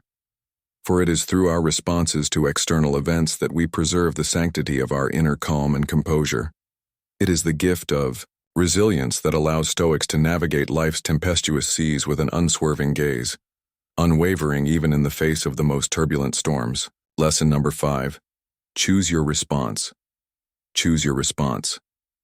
Epictetus, the venerable Stoic sage whose wisdom has traversed the annals of time, bequeaths to us a profound lesson of immeasurable value, the power of choice in our responses. Within the Stoic philosophy, this lesson stands as an indomitable pillar, a lighthouse guiding us through the tumultuous seas of existence. Epictetus with unwavering conviction imparts the truth that while the tides of external events may remain beyond our dominion, the helm of our responses is firmly within our grasp. This, he proclaims, is the essence of Stoic wisdom. In the Stoic sanctum, wherein calm and composure reign supreme, the locus of control is resolutely internal. Stoicism, a philosophy grounded in profound self-mastery, extols the sovereignty of our responses to life's multifarious challenges. It is in this sacred space that the Stoic virtues, wisdom, courage, justice, and temperance, serve as guiding stars illuminating the path to maintaining inner tranquility. Epictetus, with his sage counsel, invites us to contemplate the nature of our judgments and reactions, particularly in the crucible of adversity. It is through this introspection that we awaken to the profound truth that we possess the sacred gift of choice, the ability to consciously craft our responses to the myriad external events that unfold in our lives. The Stoic approach to responding sagely to life's vicissitudes is akin to a masterstroke on the canvas of existence. It is the choice to align our responses with the Stoic virtues, to confront life's tribulations with the wisdom of sages, the courage of heroes, the justice of righteous hearts, and the temperance of those who tread the path of inner mastery. The Stoic's arsenal, laden with the wisdom of Epictetus, is a bastion of inner peace, impervious even to the fiercest storms. Through conscious choice and alignment with Stoic virtues, we forge a shield that preserves our serenity in the face of adversity. It is the Stoic's clarion call to navigate the labyrinthian corridors of life with grace and resilience. For in the crucible of conscious choice, we find the crucible of enduring inner peace. Lesson number 6. Limit excessive desires. In the illustrious tapestry of Stoic wisdom, woven with threads of reason and virtue, Seneca's counsel on the Stoic principle of moderation stands as a masterpiece in itself. A sage known for his profound philosophical essays on virtue and personal development, Seneca extends to us a lesson of paramount importance, a lesson that beckons us to curb the tempestuous desires that often threaten to engulf our inner calm.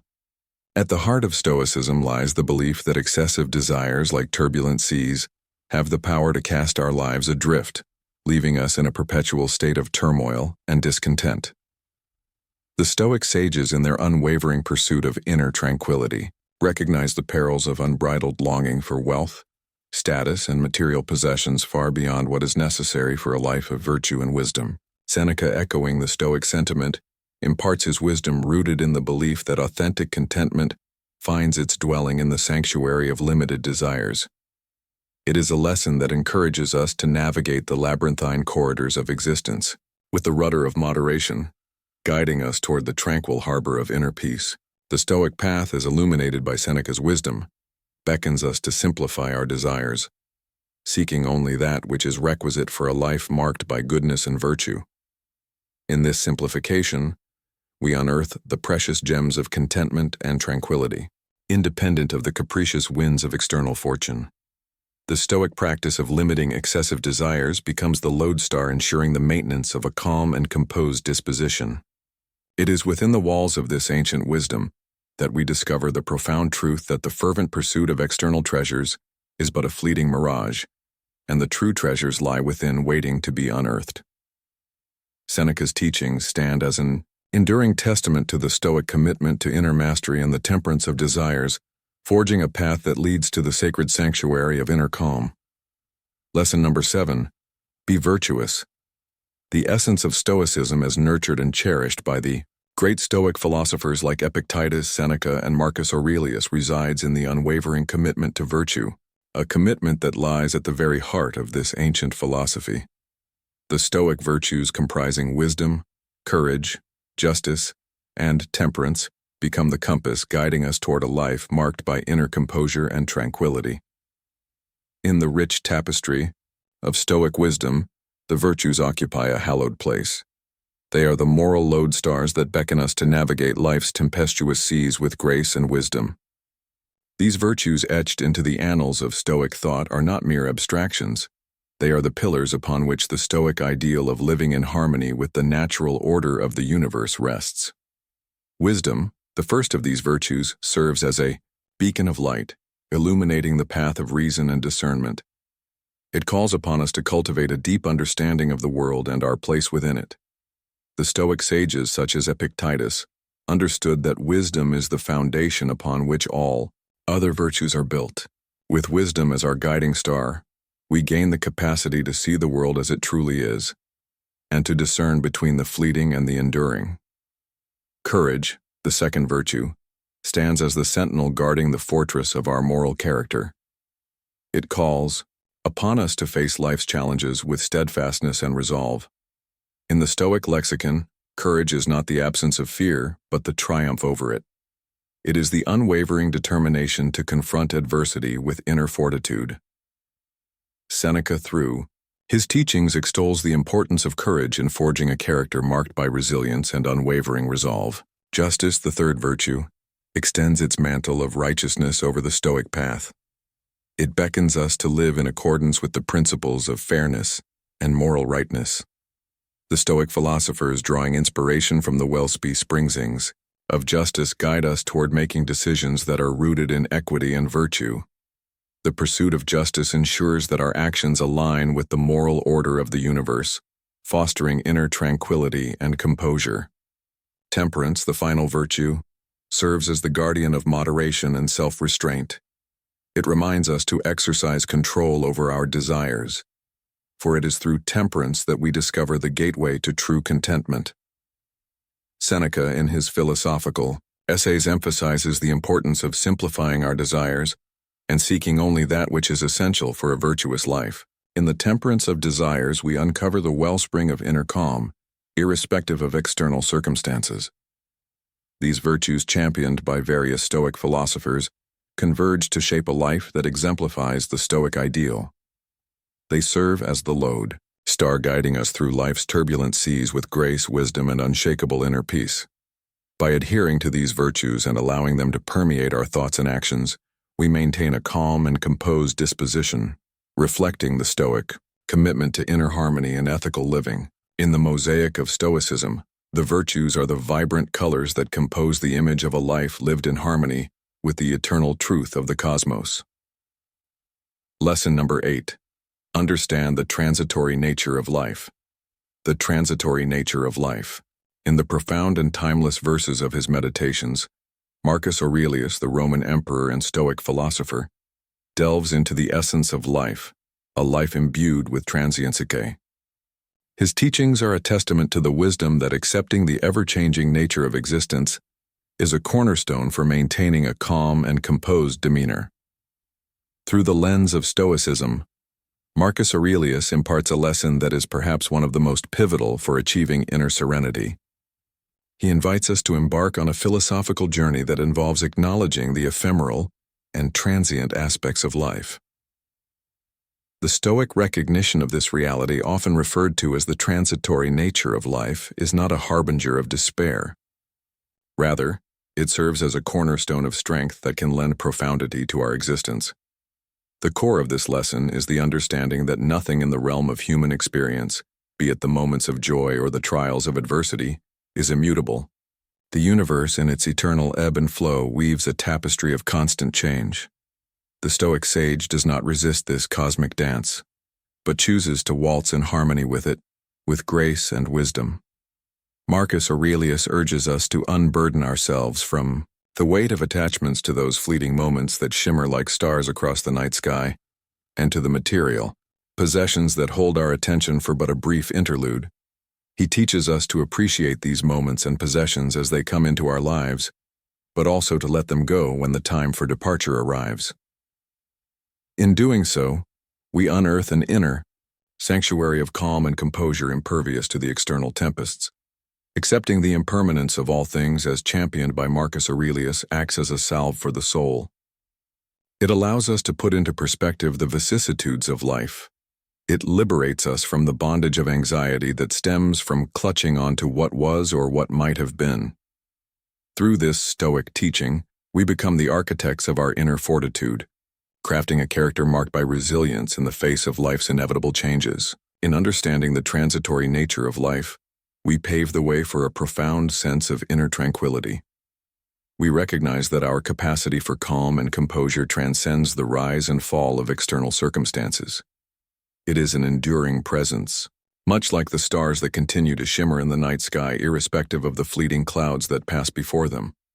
Marcus Aurelius, through his Stoic wisdom, invites us to bask in the light of this understanding, offering us the opportunity to savor life's moments while retaining an unwavering sense of inner peace. Lesson number 9, the value of gratitude. In the profound tapestry of Stoic philosophy, woven with threads of wisdom and resilience, there exists a gem that sparkles with profound insight, the value of gratitude. This lesson, championed by Seneca, one of Stoicism's eminent philosophers, illuminates the path to inner calm and contentment, irrespective of life's challenges. It guides us to celebrate not only life's triumphs but also its tribulations, for it is through the lens of gratitude that we find serenity even in the face of adversity. Seneca, in his essays dedicated to the concept of gratitude, masterfully extolled its virtues. He beckoned us to redirect our gaze from what we may lack to what we have to find solace in the present moment, and to embrace the treasures that often go unnoticed. In this Stoic practice, we unearth a potent tool for sustaining a profound sense of inner peace. The core of Seneca's teachings on gratitude is a gentle reminder that the act of being thankful is not contingent on the abundance of our possessions, but rather on our ability to perceive life's blessings in their myriad forms. In this sense, gratitude is not a mere response to life's easy moments, but a profound acknowledgement that even amidst the tempest's fury, there is a shelter of calm to be found. By cultivating a sense of gratitude, we recalibrate our relationship with life. We learn to see the splendor in the ordinary, the lesson within adversity, and the preciousness of every fleeting moment. Seneca encourages us to be content with the present, recognizing that the treasures of life are not commodities to be acquired but experiences to be cherished. The value of gratitude, as illuminated by Seneca, acts as a guardian of our inner peace. It teaches us to ceaselessly reflect on the blessings that have graced our journey. In doing so, we discover that gratitude is an elixir that transmutes the base elements of despair and longing into the gold of contentment and serenity. In moments of challenge, a heart steeped in gratitude does not falter. It finds strength even in the midst of adversity, for it recognizes that the trials of life too are teachers. As Seneca would remind us, the Stoic spirit does not waver in the face of hardship. Instead, it flourishes, drawing nourishment from gratitude's deep well. In the Stoic tradition, the value of gratitude is an unwavering companion that ushers us towards a profound sense of tranquility. It elevates us above life's tempestuous waves, revealing the serenity that lies in embracing the blessings, no matter how small or seemingly insignificant. With Seneca's wisdom, we come to realize that practicing gratitude is not a mere response to life's joys, but a steadfast embrace of the beauty found in life's most trying moments. With every breath, every heartbeat, and every fleeting moment, we are presented with opportunities to unearth the treasures of gratitude. Seneca's Stoic legacy beckons us to cherish the present, not in spite of life's challenges, but because of them, and to savor the beauty that surrounds us. It is in this luminous practice that we discover a profound sense of tranquility and calm, even amidst the tempests of existence. Lesson number 10. Keep learning and growing. In the profound tapestry of Stoicism, where wisdom is woven with threads of resilience and temperance, we find a radiant lesson that beckons us to embark on a lifelong journey of self-improvement. Epictetus, one of Stoicism's luminaries, stands as a steadfast guide in this pursuit, revealing that the path to inner calm and composure is paved with the stones of personal growth. The Stoic commitment to self-improvement is a recurring theme in the philosophy, finding resonance across different Stoic philosophers. Epictetus, in particular, carries the torch of this lesson with unwavering conviction. He invites us to tread a path of perpetual growth, emphasizing that this commitment is a treasure trove of wisdom that equips us to navigate life's challenges with grace and sagacity. At the heart of this Stoic doctrine lies a profound realization that life is an unceasing voyage. We are not static beings, but vessels of potential forever capable of evolution. The commitment to lifelong learning and growth is an unyielding call to action, a reminder that no matter where we stand, there are yet horizons to explore and virtues to cultivate. The Stoic pursuit of self-improvement aligns harmoniously with the quest for wisdom and tranquility. It is an acknowledgement that inner calm and composure are not static attributes but dynamic processes enriched by the ceaseless quest for understanding. Epictetus encourages us to strive for wisdom as we would for a precious gem, knowing that it is the compass that guides us through the labyrinth of existence. The Stoic journey of self-improvement finds its pulse in the ebb and flow of life's experiences. We are not called to perfection, but to progress, not to stagnation, but to steady growth. This Stoic lesson echoes through the corridors of wisdom, whispering that there is no final destination, but an endless odyssey of becoming a better version of ourselves. In embracing this lesson, we learn to navigate life's challenges with resilience and fortitude. The Stoic spirit finds strength not in the absence of adversity, but in the quest for growth, which adversity often catalyzes. We discover that setbacks are not roadblocks but stepping stones, and every trial is a teacher. The commitment to lifelong learning and growth is a lighthouse in the tempest, a source of calm in the face of life's challenges. It is a testament to the Stoic principle that regardless of external circumstances, we are the masters of our inner world. The more we learn, the more we grow, and the more we grow, the better we become at weathering the storms of existence. In the echoes of Epictetus' teachings, we find an invitation to celebrate the journey of self-improvement, to revel in the process of learning, and to honor the endeavor of growth. It is a lesson that assures us that with every step taken on this path, we come closer to the heart of Stoicism, a life marked by inner calm, composure, and the pursuit of wisdom. In a world filled with distractions and uncertainties, Stoicism offers a timeless and practical guide to maintaining calm and composure. By embracing these 10 lessons from Stoicism, inspired by the wisdom of different Stoic philosophers, and embodying the virtue of temperance, you can navigate life's challenges with grace, wisdom, and inner peace. The Stoic temperance becomes your anchor, guiding you through the storms of existence and helping you keep calm in the face of adversity. As you embrace these Stoic lessons, you discover a profound sense of tranquility and equanimity that enables you to thrive regardless of life's challenges. Stoicism's enduring wisdom reminds us that inner peace and composure are not dependent on external circumstances, but are cultivated within through the practice of these valuable lessons. Top of form, bottom of form.